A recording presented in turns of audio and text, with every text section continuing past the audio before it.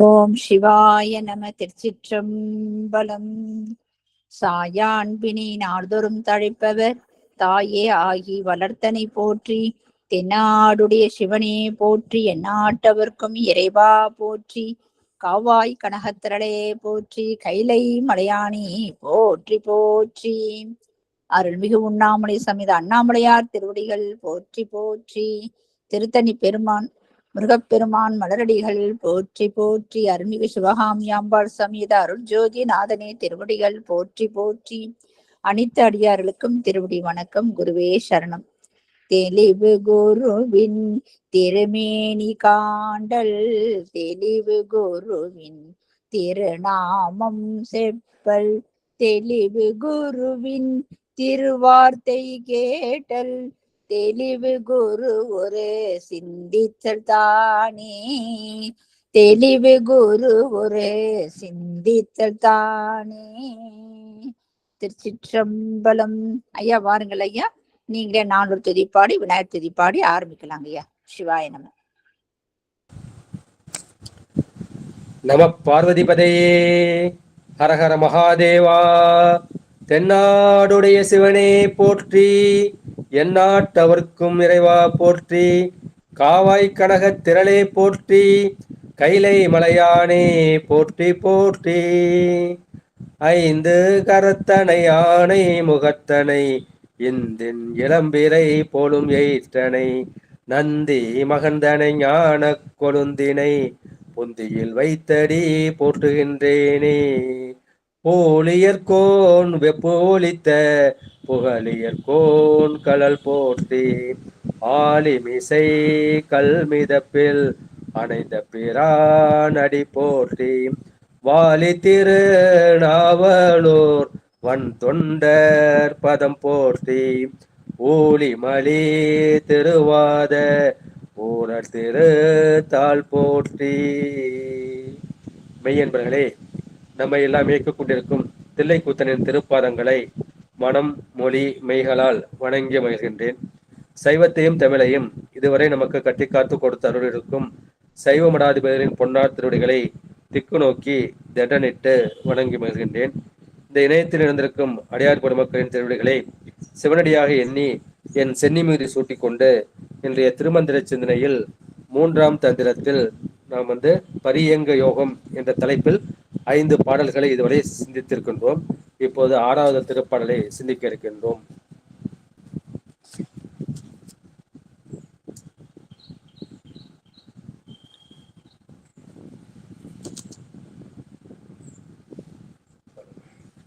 அஞ்சு கடிகை மேல் 6ஆம் கடிகையில் துஞ்சுவதொன்ற துணைவி துணைவன் பால் நெஞ்சு நிறைந்தது வாய்கொளாதென்றது பஞ்ச கடிகை பரியங்கி யோகமே.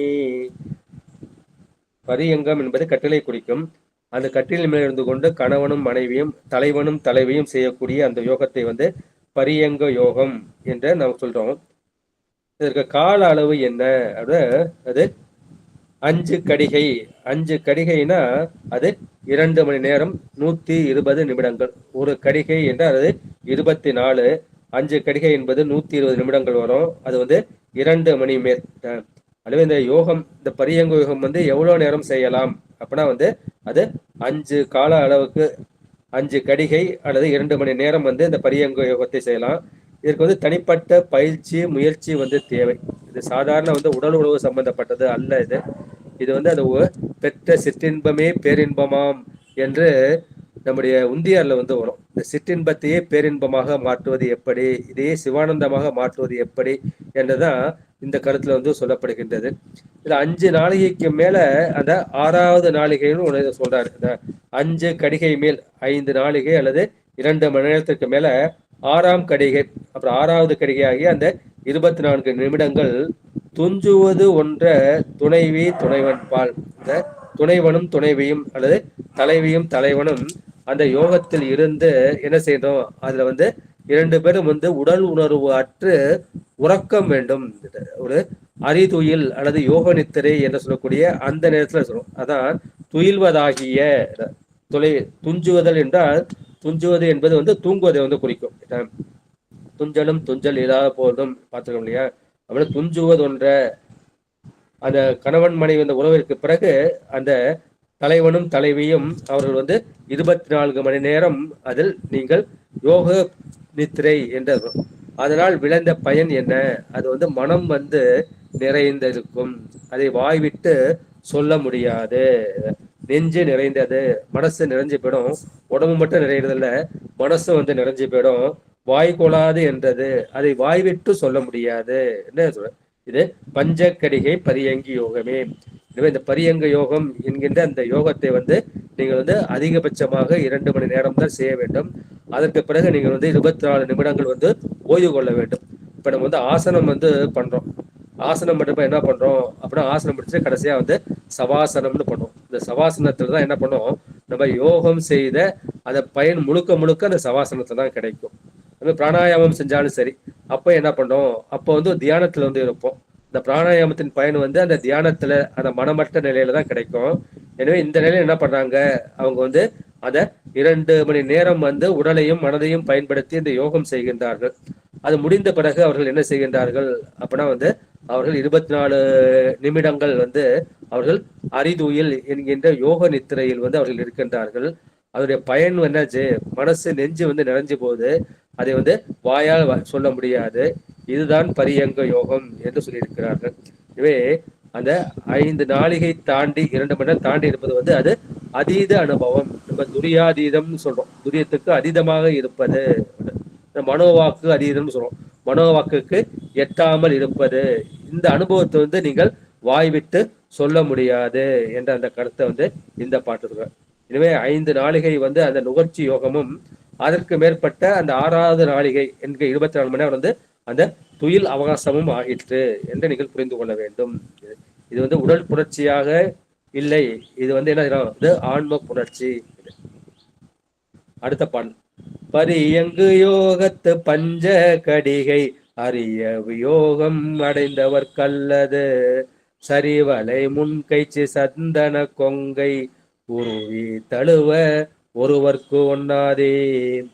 பரியங்கி யோகத்து, இந்த கட்டிலில் செய்யக்கூடிய இந்த பரியங்க யோகத்து பஞ்ச கடிகை, அந்த 5 நாளிகை அல்லது 2 மணி நேரம் அரிய இவ்வோகம் அடைந்தவர்க்கு அல்லது, இது பெறுவதற்கு அருமையான யோகம்.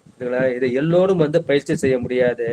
எனவே இந்த அரிய யோகத்து 5 நாளிகை இருபவருக்கு அல்லாது சரிவலை முன்கைச்சி சந்தன கொங்கை உருவி தழுவ ஒருவருக்கு ஒண்ணாதே. அப்போது என்ன, இந்த அம்பாளை பத்தி இங்க சொல்றாங்க. அம்பா என்ன செய்றாங்க, அந்த முன்கையில வளையல் அணிஞ்சிருக்காங்க. அந்த வளையல் என்னது, அது சரிகின்றது, அது நழுவுகின்றது. இந்த நழுவுகின்ற வளையலை அணிந்த, முன்கையில் வளைத்து அணிந்த, அப்புறம் சந்தன கொங்கை மார்பிள அம்மா சந்தனத்தை பூசிருக்காங்க. அப்பேற்பட்ட அந்த கொங்கையை உருவி தழுவ ஒருவருக்கு ஒண்ணாதே. அந்த கொங்கைகளை உங்களால உருக தழுக முடியாது. இங்க கொங்கைகள் என்பது எதை குறிக்கும், அம்பாளுடைய கொங்கைகள் அல்லது மார்பகம் அது பரஞானத்தையும் அபரஞானத்தையும் குறிக்கக்கூடியது. இது நம்ம மானிட தேகத்தில் உள்ள அந்த மார்பகம் மாதிரி நம்ம நினைச்சுக்க கூடாது. இத திருஞான சம்பந்தருக்கு அம்பாள் பால் கொடுக்குறாங்க இல்லையா, இப்போ வலப்பக்கத்துல இருந்து பரஞானமும் இடப்பக்கத்துல இருந்து அபரஞானமும் அந்த ஞானம் குலைத்த பாலை தான் பொற்கிண்ணத்துல அம்பாள் கொடுக்குறாங்க. எனவே அம்பாளுடைய அந்த அபரஞானமும் பரஞானத்தையும் நீங்கள் பெற முடியாது. உங்களோட சக்தியோடு பதிந்திருக்க முடியாது. சத்தினி பாதம் உங்களுக்கு நடக்காது. இந்த ஆன்மாவுக்கு சத்தினி பாதம் நிகழ்ந்தால்தான் உங்களுக்கு ஞானம் கிடைக்கும். மல பரிபாகம் என்று ஆணவ மலம் பரிபாகம் ஆகணும், இறைவனை ஒப்பணும், அப்புறம் சத்தினி பாதம் வரணும். அந்த சத்தினி பாதம் தான் அம்பாளுடைய அந்த கொங்கைகளை தழுவுவது, அந்த ஞானத்தை தழுவுவது என்ற கருத்தை இந்த பாட்டுல சொல்லியிருக்கின்றார்கள். அடுத்த பாடல். ஒன்னாத யோகத்தை உற்றவரார் என்னில் விண்ணார்ந்த கங்கை விரிசடை வைத்தவன் பன்னாரமுதினை பஞ்ச கடிகளை என்னாம் என எண்ணி இருந்தான் இருந்ததே. இந்த யோகத்துக்கு ஆச்சாரியர் யாரு அல்லது குரு யாரு என்பதை இந்த பாட்டோட திரண்ட கருத்தா சொல்லுங்க. ஒண்ணாத யோகத்தை, இந்த யோகம் ரொம்ப எளிதா நீ செஞ்சலான்னு, இப்ப தந்திர யோகம்னு சொல்லிட்டு நிறைய பேர் அது பண்ணிக்கிட்டு இருக்காங்க. அது தந்திர யோகம் கிடையாது. அவங்க உடலும் மனசும் தான் வேலை செய்த ஒழிய ஆன்மா வேலை செய்யல, இறை அனுபவம் வேலை செய்யல. எனவே இது ஒண்ணாத யோகம். இது எளிதில் அடைய இயலாத, அடைய ஒண்ணாத இந்த யோகத்தை உற்றவர் யார் என்னில், இந்த யோகத்தை, இந்த பரியங்க யோகத்தை வந்து யார் வந்து உலகத்துக்கு அறிவித்தது யாருன்னா, எல்லா யோகத்தையும் அறிவித்தது சிவபெருமான் தான். அவன் தான் வந்து யோக யோக யோகீஸ்வராய பூத பூத பூதேஸ்வராய கால கால காலேஸ்வராய சிவ சிவ சர்வேஸ்வராய சம்போ சம்போ மகாதேவாய நமக. பெருமான் தான் யோக யோகியாக இருக்கின்றான். யோகிக்கெல்லாம் யோகி அவன் தான் ஆதி யோகி, யோகீஸ்வரன். அந்த பெருமான் வந்து யோகீஸ்வரன். அவன் எப்படி இருக்கான் அப்படின்னா, விண்ணார்ந்த கங்கை விரிசடை வைத்தவன். அவருடைய சடைமுடி வந்து விரிந்து இருக்கின்றது. அந்த விரிந்த சடைமுடி மேல், அந்த திருமுடி மேல் பெருமான் வந்து விண்ணார்ந்த கங்கை என்கின்ற அந்த ஆகாய கங்கை, இந்த பூமியில் உள்ள கங்கை கிடையாது, ஆகாய கங்கை என்ற தேவ கங்கையை பெருமான் வந்து தன்னுடைய விரிசடையில் வைத்திருக்கின்றான். அப்படின்னா, பன்னார் அமுதனை பஞ்ச கடிகையில் எண்ணாம் என எண்ணி இருந்தான் இருந்ததே. எனவே திருமுடியில் வைத்தவன் யார்? அவன் வந்து ஸ்ரீகண்ட பரமேஸ்வரன். அவன் வந்து பன்னார் அமுதனை பஞ்சக்கடிகள், அழகு நிறைந்த இந்த அமுதத்தை 5 நாளிகையில் என்ன செய்ய, அதை எண்ணாமல் எண்ணி நுகர்ந்தான். அவன் இருந்து காட்டியது. பெருமான் எப்படி சொல்ற, அதை வந்து எப்பயுமே வந்து பிராக்டிக்கலா தான் செய்வார். தன் அடியார்கள்லாம் பிச்சை எடுக்கணும் அப்படின்னா தானே என்ன செய்வார், அவர் வந்து பலி கொள்ள போவார். அது போல பெருமான் என்ன செய்கின்றார், இந்த யோகத்தை வந்து இவர் இருந்தார், அதை வந்து எண்ணத்தின் மூலமாக அவர் செய்யவில்லை. அது வந்து ஆன்ம பரமான்ம அனுபவத்தின் மூலமாக. இந்த ஆண் பெண் என்பது, பெண் என்பது ஆன்மா, ஆண் என்பது பரமான்மா ஆகிய அந்த சிவன். அது சிவசக்தி ஐக்கியம் தான் அது. எனவே அந்த சிவசக்தி ஐக்கியத்தின் போது அந்த அமுதம் வந்து வெளிப்படும். அந்த அமுதத்தை வந்து என்ன செய்கின்றான், அதை மனசால வந்து நினைக்க கூடாது. நினையாமல் நினைந்து சொல்லாமல் சொன்னவரை என்ன நம்ம திருவிளையாடல் படத்துல பார்த்திருக்கோம் இல்லையா. பெருமான் எப்படி சொல்கின்றார், அப்ப வந்து அதை மௌனத்தின் மூலமாக மனம் கடந்த நிலையில் தான் அந்த யோகத்தை வந்து அவர் அந்த சனகாதி முனிவர்களுக்கும் சொல்லியிருக்கின்றார். அதாவது எண்ணாமல் எண்ணுவது என்றால் என்ன, அதை நீங்க மனதை வந்து பயன்படுத்தக்கூடாது. அதை வந்து சுத்தமானதம்னு சொல்லுவாங்க. அது சுத்த மனசை கடந்த அந்த நிலை, மனம் கடந்த நிலை. அந்த மனம் கடந்த நிலை என்ன செய்யும், அது வந்து அந்த ஆன்மா வந்து தைலதாரை போல, தைலம்னா அந்த எண்ணெயை குறிக்கும். எண்ணெய் வந்து ஒரு பாத்திரத்துல இருந்து இன்னொரு பாத்திரத்துக்கு ஊத்துனோம்னா அது இடையீடு இல்லாமல் ஊற்றிக்கொண்டே இருக்கும், கடைசி சுட்டு வரைக்கும் ஊற்றிக்கிட்டே இருக்கும். அந்த தைலதாரை போல அதை இடைவிடாது எண்ணுதல். இப்ப நான் வந்து இப்ப பெருமானை வந்து ஜெபம் பண்றேன்னு நினைக்கிறேன். ஜெபம் பண்ணிக்கிட்டே என்ன பண்ணுது, ஏதோ ஒரு எண்ணம் வந்து எனக்கு குறுக்கீடு செஞ்சிடுது. குறுக்கீடு ஆகா நம்ம அந்த மாதிரி ஜபத்தை விட்டு போயிட்டோமே அப்படின்னு இன்னொரு எண்ணம் வருது. என்ன வந்து மறுபடியும் வந்து நான் வந்து எண்ணுறேன். அப்ப என்ன செய்யுது, அது இடையீடு பட்டு பட்டு நான் வந்து எண்ணுகின்றேன். எல்லா மனசுக்கும் இந்த இதுதான் இயல்பு. இது மறப்பு நினைப்பு என்ற அந்த இரண்டும் வந்து கொண்டேதான் இருக்கும். எனவே நம்ம என்ன செய்வோம், இது வந்து நம்ம மறப்போம், மறுபடியும் நினைப்போம், மறப்போம், வந்து நினைப்போம். ஆனா இந்த இதுல என்ன செய்வான், அவன் வந்து இடைவிடாது அந்த உடல் யோகத்தின் போதும் அந்த உடல் புணர்ச்சியின் போதும் இவன் என்ன, பெருமானை வந்து தைலதாரை போல இடைவிடாது எண்ணிக்கொண்டே இருப்பான். அவனுடைய நினைவு வந்து எங்க இருக்கும், இந்த இடத்துல இருக்க சதாசிவத்தையும் இங்க இருக்கிற அந்த பரசிவத்தையும் தான் வந்து இருக்கான். அப்பேற்பட்ட அந்த ஸ்ரீகண்ட பரமேஸ்வரன் என்ன செய்கிறார், அந்த கைலையின் தெற்கு பகுதியிலே பரியங்க யோகத்திலே முழந்தாளின் மேலே கைகளை நீட்டிக்கொண்டு இப்படி முகத்தை நிமிர்த்தி வச்சுக்கிட்டு அந்த மூக்கு நுனியில் இதை பார்வை வைத்துக் கொண்டு அவர் இந்த திருவுருளில் திளைத்துக் கொண்டிருக்கின்றார் என்று புராணங்கள் வந்து சொல்லியிருக்கின்றன. அடுத்த பாடல், இந்த பேராயம் 20 30 வாய்ந்த குழலிக்கு மன்னர்க்கு ஆனந்தம் வாய்ந்த குழலியோடு 5 மலர்ந்திட சோர்ந்தன சித்தமும் சோர்வில்லை வெள்ளிக்கே. இதற்கு உண்டான வயது என்ன, இந்த யோகத்தை செய்யக்கூடியவர் என்ன. வழக்கமா யோகம் வந்து நம்ம வந்து 16 வயசுல இருந்து ஆரம்பிக்கலாம். இது இந்த யோகம் செய்வது எப்படி அப்படின்னா, இந்த யோகத்துக்கு ஏய்ந்த பிராயம் 20 30. அந்த 20 யாருக்கு, வாய்ந்த குழலிக்கு ஏய்ந்த பிராயம் 20. அந்த பொருந்திய, வாய்ந்தன பொருந்திய கூந்தல், அந்த முடியை உடைய, இந்த கூந்தலை உடைய அந்த பெண்ணுக்கு 20 வயது. அப்புறம் மன்னருக்குன்னு அந்த ஆணை குறிக்கும், அந்த ஆணுக்கு வந்து 30 வயது. அந்த மன்னனாகிய ஆணுக்கு பொருந்திய வயது 30. அப்போது அந்த பெண்ணோடு இவன் வந்து அந்த பரியங்க யோகம் என்கின்ற அந்த கட்டிலே வந்து யோகத்தை வந்து செய்கின்றான். அப்போது வாய்ந்த குழலியோடு 5 மலர்ந்திட, அப்போது என்ன செய்யும் அப்படின்னா, அந்த 5 புலன்களும் 5 பொறிகளும் வந்து மலர்படும். இந்த மெய் வாய் கண் மூக்கு செவி என்கின்ற அந்த 5 பொறிகள் மூலமா கிடைக்கின்ற அந்த சுவை, ஒளி, ஊறு, ஓசை, நாற்றம் என்கின்ற அந்த 5 புலன்களும் மலர, அப்ப மலரும் போது என்ன செய்யுது? அப்ப வந்து அது சோர்ந்தன சித்தம், அந்த மனசு வந்து அங்கு அழிந்து போய்விட்டது, மனசு வந்து நாசமாகிவிட்டது. இப்போது மனோலயம் இருந்தது, இப்போ மனோ நாசமாகிவிட்டது. சோர்வில்லை வெள்ளிக்கு, அந்த வெள்ளியாக விந்துவும் அது நஷ்டப்படாது, அதன் உடலிலேயே வந்து தங்கி இருக்கும். ஆனா அந்த ஆனந்த மற்றும் அவனுக்கு கிடைத்திருக்கும். எனவே இதுக்கு வந்து 16 + 14 ஆண்களுக்கு வந்து 16 வயசுலேயே வந்து பருவத்துக்கு வந்துடுறாங்க. இருந்தாலும் அந்த யோகம் செய்யறதுக்கு இன்னொரு 14 வருஷம் வந்து தேவைப்படுது. இப்போ பெண்கள் வந்து பெரும்பாலும் 12 வயசுல வந்து வயசுக்கு வந்துருவாங்க. அவங்களுக்கு மேற்கொண்டு ஒரு 8 வயசு தேவைப்படுது. ஆனால் 20 ஆண்டு நிரம்பிய அந்த பெண்ணும் 12 கூட்டல் 8 அது 30 ஆண்டு நிரம்பிய ஆணும் 16 + 14 கூடும் இந்த கட்டத்தில் அந்த பரியங்க யோகத்தில் என்ன செய்யாது? அந்த ஐம்புலன் அனுபவம் வந்து உங்களுக்கு கிடைக்கும்.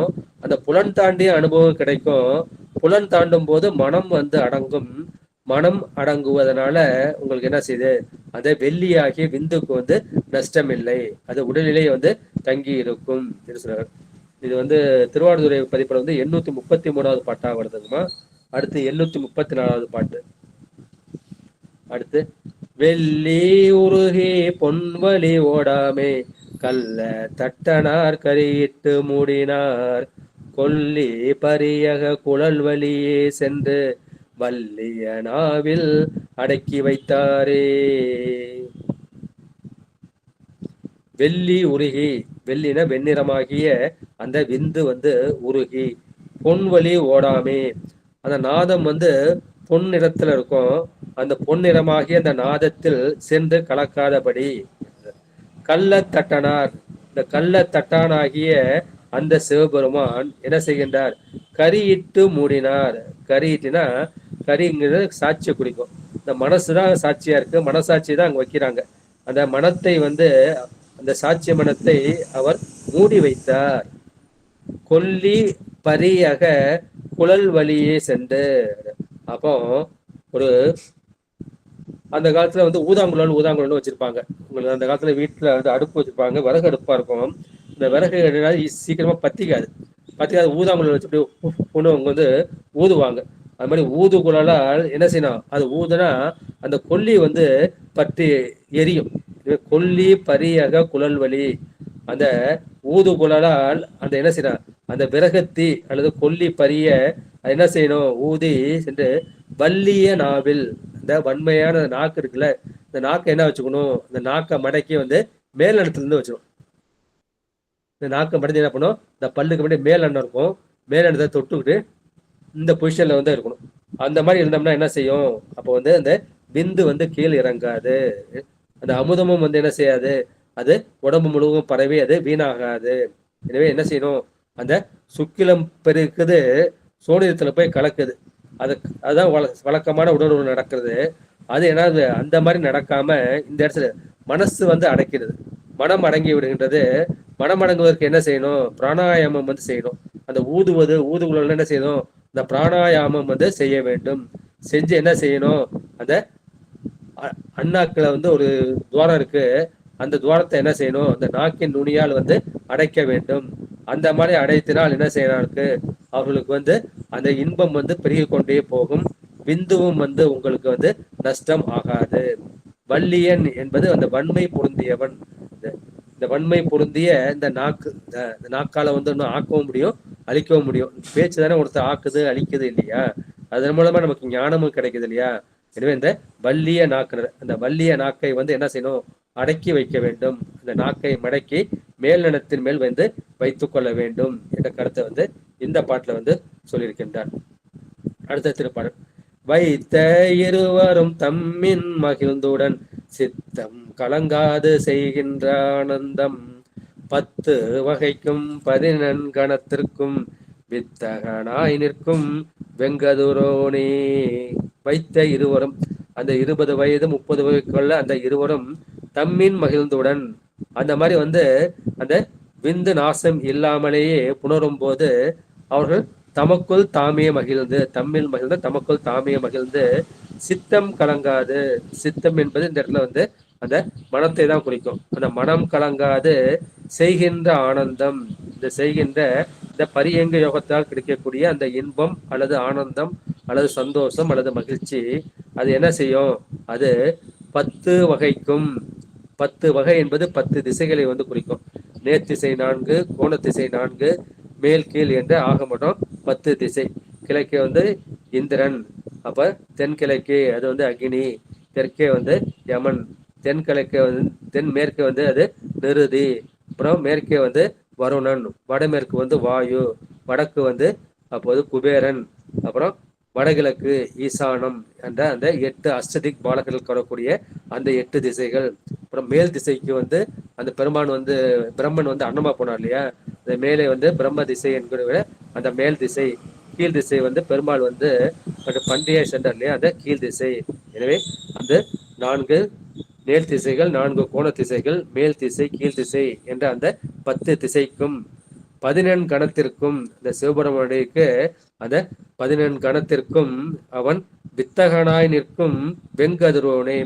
நம்ம அனுஷ்டானத்துல நம்ம வந்து என்ன செய்யறோம்? அனுஷ்டானத்துல செய்யறது வந்து நம்ம சிவசூரிய பூஜை தான் நம்ம வந்து செய்யறோம். எனவே இவன் என்ன செய்வான்? அவன் வந்து சிவசூரியனாக மாறிவிடுவான். சிவசூரியனாக மாறி அந்த 10 திசைக்கும் 18 கணங்களுக்கும் அவன் தலைவனாக இருப்பான். எனவே இந்த மனம் அடக்க வேண்டும், விந்து அழியாது நிற்கும். அதே சமயத்தில் அந்த போகமும் அவனுக்கு கிடைக்கும். அந்த போகத்தை இருந்தாலும் இவன் வந்து யோகியா தான் இருக்கின்றான். ஏன்னா மனம் அடங்கி விட்டது, விந்து நாசம் இல்லை. அப்ப போகியா இருந்தாலும் யோகியாக இருக்கின்றான். அவன் சிவசூரியனாக 10 திசைக்கும் 18 தேவகணங்களுக்கும் தலைவனாக விளங்குவான் என்ற கருத்தை இந்த பாட்டில் சொல்லியிருக்கின்றார்கள். அடுத்த பாடல். வெங்கதிருக்கும் சனிக்கும் இடை நின்ற நங்கையை புல்லிய நம்பிக்கோரானந்தம், தங்களில் பொன்னிடை வெள்ளி முன்னம் திங்களில் செவ்வாய் புதைத்திருந்தாரே. இதுல வந்து நாட்கள்ல வந்து புதனை தவிர்த்து பாக்கி எல்லாமே அவர் வந்து சொல்லிட்டார். வெங்கதிர், வெங்கதிர் என்பது ஞாயிற்றை வந்து குறிக்கும். சனி இருக்கும், அந்த சனிக்கும் இடை நின்ற வெங்கதிர், வெங்கதிர் என்பது என்ன குறிக்கும்? அது வந்து நமக்கு அறிவை தரக்கூடிய, ஞானத்தை தரக்கூடிய அந்த சிவத்தை வந்து குறிக்கும். சனி, சனி வந்து நமக்கு அறியாமையை செய்யக்கூடிய அந்த ஆணவ மலத்தை வந்து குறிக்கும். எனவே சிவத்திற்கும் அந்த வெங்கதராகிய அந்த சிவத்திற்கும் சனியாகிய அறியாமை செய்யக்கூடிய அந்த இரண்டிற்கும் இடையில் நிலை பெற்ற நங்கையை புள்ளிய, நங்கை வந்து எங்க யாரை குறிக்கும்னா மனோன்மணி தாயாரை வந்து குறிக்கும். மனோன்மணி தாயார் எங்க இருக்காங்க? அவங்க வந்து இங்க ஆங்கியா சக்கரத்துல வந்து இருக்காங்க, சதாசிவத்தோடு சேர்ந்து இருக்காங்க. அந்த மனோன்மணியை புள்ளிய, அந்த அம்பாளை தழுவிய, தழுவி குலைந்தநாதர் நம்ம பார்த்திருக்கோம் இல்லையா? கட்சி ஏகமத்தில் நம்ம பார்த்திருக்கோம். பல இடங்களும் இந்த திருவாரூர்லயும் பார்க்கிறோம். அனைத்தெழுந்த நாதர்னு நம்ம பார்த்திருக்கோம். நங்கையை புள்ளிய நம்பிக்கை ஒரு ஆனந்தம். அந்த மனோன்மணியை தழுவிய இந்த சதாசிவன இறைவனுக்கு ஓர் ஆனந்தம் உண்டான். ஏன்னா பெருமான் வந்து ஆனந்த வடிவமாக இருக்கின்றார், சச்சிதானந்த வடிவமாக இருக்கின்றார். அது போல தங்களில் பொன்னிடை வெள்ளி தாளாமுன்னம், அது போல இந்த ஆணாகிய சிவமும் இந்த பெண்ணாகிய சக்தியும் என்ன செய்யணும்? அந்த பொன்னிறமாகிய அந்த நாதத்தில் அந்த வெள்ளியாகிய அந்த விந்து கலப்பதற்கு முன்பா அந்த வெள்ளி தாளாமுன்னும் திங்களில் செவ்வாய் புதைத்திருந்தாரே. திங்கள், திங்கள் என்பது சந்திரனை குறிக்கும். இந்த சந்திர மண்டலம் என்கின்ற இந்த முகமண்டலத்தை வந்து குறிக்கும். அப்ப என்ன செய்வாங்க? இந்த நாக்கை மடிச்சு இப்படி வச்சுக்குவாங்க. ஆகவே இந்த மதிமண்டலத்தில் வந்து அந்த சிவந்த வாயை பொருந்தி இருந்தார்கள். கதிர், வெங்கதிர் என்பது சூரியனுக்கும் சனிக்கும் இடையில் இருக்கக்கூடிய அந்த நங்கை வந்து திருவருள் சக்தி. கதிர் என்பது, வெங்கதிர் என்பது சிவத்தை குறிக்கும். சனி என்பது இந்த உலகத்தை ஜனனம் செய்வதற்கு, ஜனிப்பதற்கு, பிறப்பிப்பதற்கு காரணமாகி அந்த மாயையை வந்து குறிக்கும். நங்கை, நங்கை என்பது மனோன்மணியை குறிக்கும். அந்த நங்கையை வந்து புல்குவது, தழுவுவது என்பது அந்த அம்பாளை வந்து இடைவிடாது இங்க ஆங்கியா சக்கரத்துல தியானிப்பது, இங்க வச்சு தியானிப்பது தான் பரியங்கி யோகம். நம்பி என்றது அங்க ஆன்மாவை. பொன், பொன் வந்து பொன்னிறம் வந்து யாருக்கு அடையாளமா இருக்கும்? அது பிருத்திவி என்கின்ற மண் அல்லது நிலத்திற்கு வந்து அடையாளமாக இருக்கும். அந்த வெள்ளி அல்லது வெண்மை நிறம் வந்து எதற்கு குறிக்கும்? அது வந்து அப்பு என்கின்ற நீரை வந்து குறிக்கும். எனவே பிருத்திவி மண்டலம் என்பது அந்த மூலாதாரம். அங்க வந்து அது பொன்னிறமாக இருக்கும் பிருத்திவி. அப்ப அதுக்கு அடுத்த இரண்டாவது ஸ்தானம் எது? அது சுவாதிஷ்டானம். இந்த சுவாதிஷ்டானம் தான் நமக்கு திரு ஆணைக்காவா இருக்கின்றது. அங்கதான் அப்பு மண்டலம் வந்து இருக்கின்றது, அந்த நீர் மண்டலம் இருக்கின்றது. அப்ப அந்த நீர் மண்டலமாகிய அந்த விந்து வந்து அந்த மண்ணுல போய் வீணாகாமல் அது தாழ்வதற்கு முன்பு திங்களில் செவ்வாய் புதைத்திருந்தாரே. அப்ப என்ன செய்யணும்? அந்த நாசி துவாரத்தை வந்து இந்த நாக்கு மூலமா இப்படியே அடைச்சிக்கிட்டு இருந்தாங்க. அந்த மாதிரி அடைச்சுன்னா அந்த சிவயோகிக்கு என்ன பண்ண, எப்பயும் நாக்கம் அடைச்சி இங்க மேலெண்ணத்திலேயே வந்து வச்சுக்கிட்டு இருப்பாங்க. அந்த மாதிரி இருந்தா என்ன செய்யும்? அந்த அமுதம் வந்து வீணாகாது, அந்த விந்துவும் வந்து நாதா வீணாகாது என்ற அந்த கருத்தை வந்து இந்த பாட்டுல சொல்லியிருக்கின்றார்கள். அடுத்தது புதனை பற்றி இந்த பாட்டுல வருது. திருத்தே புதனை திருத்தல் செய்வார்க்கு கருத்தழகாலே கலந்தங்கிருக்கில் வருத்தமும் இல்லையாம் அங்கை பங்கற்கு துருத்தியில் வெள்ளியும் சோராதெழுமே. கருத்து அழகாலே கலந்து அங்கு இருக்கு. கருத்து அழகாலே இந்த மனக்கருத்தோடு இந்த மனநிறைவோடு கூடிய அந்த அறிவை திருத்தல் செய்வாருக்கு, அது வந்து பண்படுத்த வல்லவர்களுக்கு, அது கருத்தின் அழகாலே அந்த மனக்கருத்தின் அழகாலே நீ கலந்து அங்கு இருந்தால், அந்த சிவத்தோடு கலந்து அங்கு இருந்தால் என்ன செய்யும்? அது வருத்தம் இல்லை, உங்களுக்கு வந்து எந்த வருத்தமும் கிடையாது, எந்த துன்பமும் வந்து கிடையாது.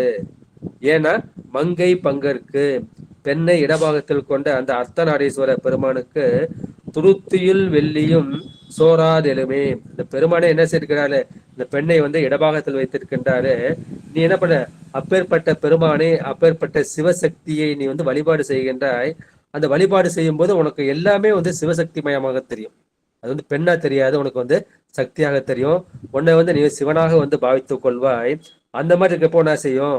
அங்க வந்து சிவசக்தி ஐக்கியம் என்கின்ற அந்த ஜீவ பிரம்ம ஐக்கியம், ஜீவனும் பிரம்மனும் வந்து ஐக்கியமாகும், ஆன்மாவும் பரமான்மாவாகிய சிவனும் வந்து ஐக்கியமாகும்.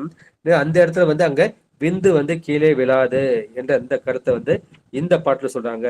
நம்ம விந்து வந்து கீழே இறங்காது அப்படிங்கிற வந்து ஊர்த்துவரேதஸ் அப்படின்னு சொல்லுவாங்க. இப்ப அதுக்காக பெருமாள் வந்து என்ன செய்ய, காலை அப்படி தூக்கி வச்சிருக்காரு. காலை மாதிரி தூக்கி வச்சுட்டு இப்போ மூச்சு வந்து மேலதான் போகும், விந்து வந்து மேலதான் போகும் என்று சொல்லுகின்றார்கள். அங்க திருப்தி, திருப்தி என்பது திருப்தி, மன திருப்தியை வந்து குறிக்கும். எனவே அதுக்கு மன நிறைவு. எனவே அந்த மன நிறைவோடு கூடிய அறிவை நீ என்ன செய்யணும்? திருத்தல் செய்ய வேண்டும். அந்த அறிவை வந்து பண்படுத்த வேண்டும். அந்த மாதிரி பண்படுத்தினா நல்ல கருத்துக்கள் உன் மனசுல வந்து தோன்றும். அந்த கருத்தின் அழகாலே நீ பெருமானோடு கூடியிருப்பாய். அந்த மாதிரி கூடியிருந்தால் உனக்கு வந்து உடலுக்கோ மனவுக்கோ ஆன்மாவுக்கோ வருத்தம் இல்லை, உனக்கு துன்பமே இல்லை. ஏன்னால் பெருமான் வந்து சிவசக்தி ரூபமாக இருக்கின்றான், அர்த்தநாரீஸ்வரனாக இருக்கின்றான், மாதொரு பாகனாக இருக்கின்றான். எனவே அப்பேற்பட்ட பெருமானே இருந்தா அப்ப என்ன செய்ய, நீ எல்லாரையும் வந்து சிவமாவும் சக்தியா பார்ப்ப. ஆண்கள்லாம் பார்க்கப்ப சிவமா பார்ப்ப, பெண்களை வந்து சக்தியா பார்ப்ப. எனவே இது வந்து இல்லறத்தில் இருந்து கொண்டு நீ வந்து உன்னுடைய மனைவியை வந்து நீ சேரலாம். அப்போது என்ன செய்யலாம்? உனக்கு வந்து யோகத்திற்கு வந்து இடையூறு உண்டாகாது. ஏன்னா யோகத்திற்கு இடையினால அது உடல் கடந்து மனம் கடந்து செல்கின்றது. இது என்ன செய்யறது? இது சிவானந்த என்பதற்கு செல்கின்றது. அது துருத்தி, துருத்தி என்பது இந்த உடம்பை வந்து குறிக்கும். இந்த உடம்புக்குள் வந்து வெள்ளியாகி அந்த விந்து வந்து நழுவாது, அது மேலே செல்லும் என்ற கருத்தை வந்து இந்த பாட்டில் சொல்லியிருக்கின்றார்கள். அடுத்த பாடு. எழுகின்ற தீயின் முன்னே கொண்டு சென்றிட்டால் மெழுகுருகும் பரி செய்திடும் மெய்யை உழுகின்றதில்லை ஒளியை அருந்த பின் விழுகின்றதில்லை வெளியறிவாருக்கே. உடம்புல ஒரு தீ இருக்கு. அந்த தீ எங்க இருக்கு? அது மூலாதாரத்தில் இருக்கு. அதான் மூலாதாரத்து மூன்றெழுக்கணலை காலால் எழுப்பும் கருத்தறிவித்து அவை சொல்லக்கூடிய அந்த விநாயகரானவன். இந்த மூலத்துல எப்பயுமே வந்து அந்த அக்னி இருக்கின்றது. அந்த அக்னிக்கு மேல வந்தது அப்புறம் அங்க வந்து காமாக்கினி, சுவாசினார் வந்து காமாக்கினி வந்து இருக்கின்றது. அதுக்கு மேல நீ மணிப்புலகத்துக்கு போன அப்புறம் அங்க ஜடராக்கினி, அந்த உணவை செரிக்கக்கூடிய அந்த அக்னி வந்து இருக்கின்றது. எனவே எழுகின்ற தீ எல்லாத்துக்கும் ஆரம்பமா இருக்கின்றது அந்த மூல அக்கினி தான். இந்த மூல அக்கினி, மூலாதாரத்துல இந்த மூல அக்கினி தான் எல்லா அக்கினிக்கும் காரணமா இருக்கு. அது மேல் நோக்கி எழுகின்றது. அது மேல் நோக்கி எழுகின்ற அந்த மூல அக்னியின் மேலே கொண்டு சென்றிட்டால் அந்த அக்னியை வந்து நீ எங்க செஞ்சுட்டு போகணும், அந்த அக்னி தான் அது குண்டலினி சக்தி என்ற அந்த பாம்பாக உருவகப்படுத்துகின்றது. அந்த பாம்பை என்ன செய்யும், படிப்படியா எழுப்பி சுவாதிஷ்டானம், மணிப்புரகம், அநாகதம், விசுத்தி, ஆக்ஞை, சகஸ்ராரம் என்கின்ற அந்த சகஸ்ராரத்துக்கு நீ முன்னே கொண்டு சென்றிட்டால், அந்த சகஸ்ராரத்துக்கு நீ கொண்டு சென்றிட்டால் மெழுகுருகும் பரி செய்திடும் மெய்யை. மெய் என்பது இந்த உடம்பை வந்து குறிக்கும். அந்த உடம்பு என்ன செய்யும், அது வந்து மெழுகை போல உருகும் தன்மையை எய்துவிடும். வள்ளலார் வந்து அந்த மாதிரி செய்தா என்ன செஞ்சாரு, அந்த உடம்பையே வந்து மறைச்சாரு. அந்த உடம்பு வந்து மெழுகு மாதிரி ஆகிப்போயிடுச்சு. அந்த மெழுகுக்காக ஒரு கட்டிக்கிட்டு மிஞ்சும் இவர் கற்பூரம் மாதிரி இவர் ஆக்கிட்டாரு. கற்பூரமாகி அந்த கற்பூரமே கரைஞ்சு போன மாதிரி உடம்பை வந்து கரைச்சிட்டாரு. எனவே அப்ப பரிசெய்தின மெய்யை உழுகின்றதில்லை ஒளியை அறிந்த பின், நீ இவ்வளவு கஷ்டப்பட்டு எதற்கு நீ செய்யற அப்படின்னா அந்த ஒளியை, அந்த சிவஜோதியை, அந்த பரஞ்சோதியை அறிவதற்காக அனுபவிப்பதற்காக நீ செய்கின்றாய். எனவே அந்த ஒளியை அறிந்த பின், அந்த ஜோதியை கண்ட பிறகு உழுகின்றதில்லை. நீ கஷ்டப்பட்டு உழவுலாம் நீ எதுவும் செய்ய வேண்டாம், நீ எந்த கஷ்டமும் வேண்டாம். விழுகின்றதில்லை வெளியே அறிவார்க்கே. அப்புறம் என்ன சொல்றான், ஆங்கியா சக்கரத்து மேல இங்க சகசரம் வந்துருச்சு. சகசரத்துக்கு மேல இங்க போனா என்ன செய்யுது, இங்க துவாத சாந்த பெருவழி. தோம்னா 2, தசம்னா 10, துவாதசம்னா 2 கூட்டல் 10 12. இந்த உச்சந்தலைக்கு மேல அந்த 12 அங்குலம் உள்ள அந்த துவாத சாந்த பெருவழி, அந்த வெளியே அறிவார்க்கு, அந்த துவாத சாந்த பெருவழியை அறிவார்க்கு மெய் விழுகின்றதில்லை. இந்த உடம்பும் வந்து விழாது. இந்த உடம்பு வந்து இவன் கட்டுப்பாட்டுக்குள், சிவன் கட்டுப்பாட்டுக்குள் வந்து இருந்துவிடும். அவன் நினைக்கிற வரைக்கும் அந்த உடம்பு வந்து வச்சிருக்கலாம். இச்சா மிருத்தியும்பாங்க. இவனுக்கு வந்து எப்ப மரணம் வரணும்னு நினைக்கிறாடோ அப்போ வந்து மரணம் வரும். அது யமனை வந்து விரட்டலாம். நீ எப்போ வரணும்னு சொல்ல அந்த நேரத்துக்கு வந்து யமனை வந்து நீ கூப்பிட்டுக்கலாம். ஆனா யமனை கூப்பிட்டாலும் யாரும் வருவாங்க, சிவகணங்கள் தான் வருவாங்க. எனவே எழுகின்ற தீ என்பது அந்த மூலத்தில் முடங்கி கிடக்கின்ற அந்த தீ. அந்த தீயை என்ன பண்ணும், அந்த காலாகிய அந்த பிராணாயாமத்தால் நீ என்ன செய்யணும், அதை அந்த ஆக்யா சக்கரம் சகசார சக்கரம் வரைக்கும் நீ கொண்டு சென்றால், இந்த குண்டலினியை எழுப்பிக் கொண்டே நீ சென்றால், அப்ப என்ன செய்யும், இந்த குண்டலினிக்கு அல்லது மூலக்கணலுக்கு ஆதாரமான இந்த உடல் என்ன செய்யும், அது மெழுகு போல உருகும். அப்போது ஊன் உருகுவதற்கு என்ன செய்யும், அங்க ஒளி உண்டாகும். ஊனினை உருக்கி உள்ளொளி பெருக்கி என்று நம்முடைய மாணிக்க வாசகர் பாடிய வந்து இதுதான். ஊனினை உருக்கி உள்ளொளி பெருக்கி உழப்பிலா ஆனந்தமாய தேனினை சொரிந்து. அந்த மாதிரி அந்த ஆனந்தத்தை தரக்கூடிய அந்த தேன் அல்லது அமுதம் வந்து இங்க வந்து சுரக்கும்.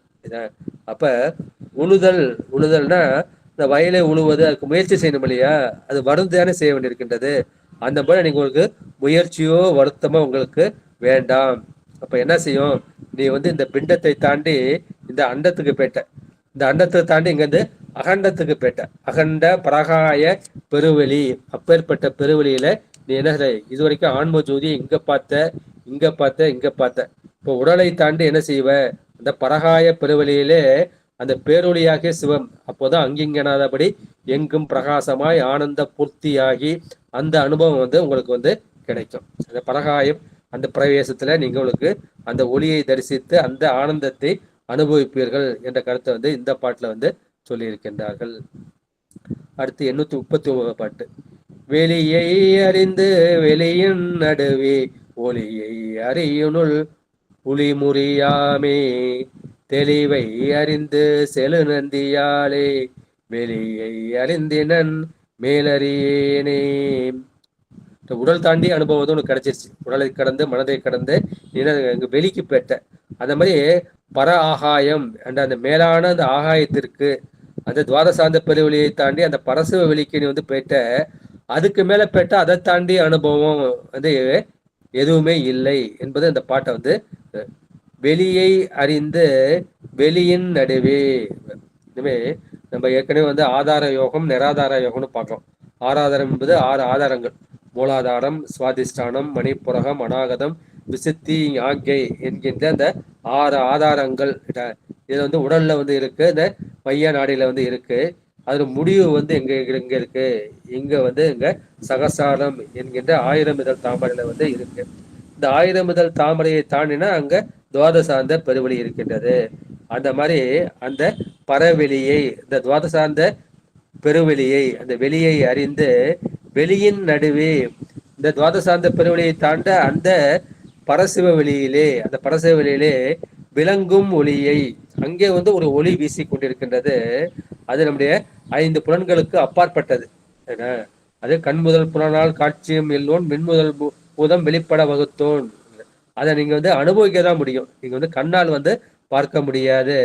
அந்த ஒளியை, அந்த நடுங்குகின்ற அந்த பரகாய பிரிவிலே நடுவிலே விளங்கக்கூடிய அந்த ஒளியை அறியுனுள் மொழி முறியாமே, அது மனம் அடங்காத வண்ணம் அதை அறிந்ததால் என்ன இது தெளிவை அறிந்தேன், நான் கேட்டு சிந்தித்து தெரிந்து விட்டேன். எனக்கு குரு வந்து ஒரு உபதேசம் கொடுத்தார், அதை நான் காதால கேட்டேன். கேட்டதே நான் எப்போதும் சிந்திச்சுக்கிட்டே இருந்தேன். சிந்தித்ததுனால என்ன செஞ்சேன், எனக்கு வந்து ஒரு தெளிவு வந்து கிடைத்து விட்டது. தெளிவு வந்தோடனே என்ன செய்யும், உடனே நிட்டை கூடிவிடும். சிவபெருமானு ஒன்று சேரக்கூடிய அந்த நிட்டை கூடிவிடும். எனவே இந்த குருவழியால் என்ன செய்வான், அந்த தெளிந்த நிட்டை அனுபவத்தை பெற்றேன்.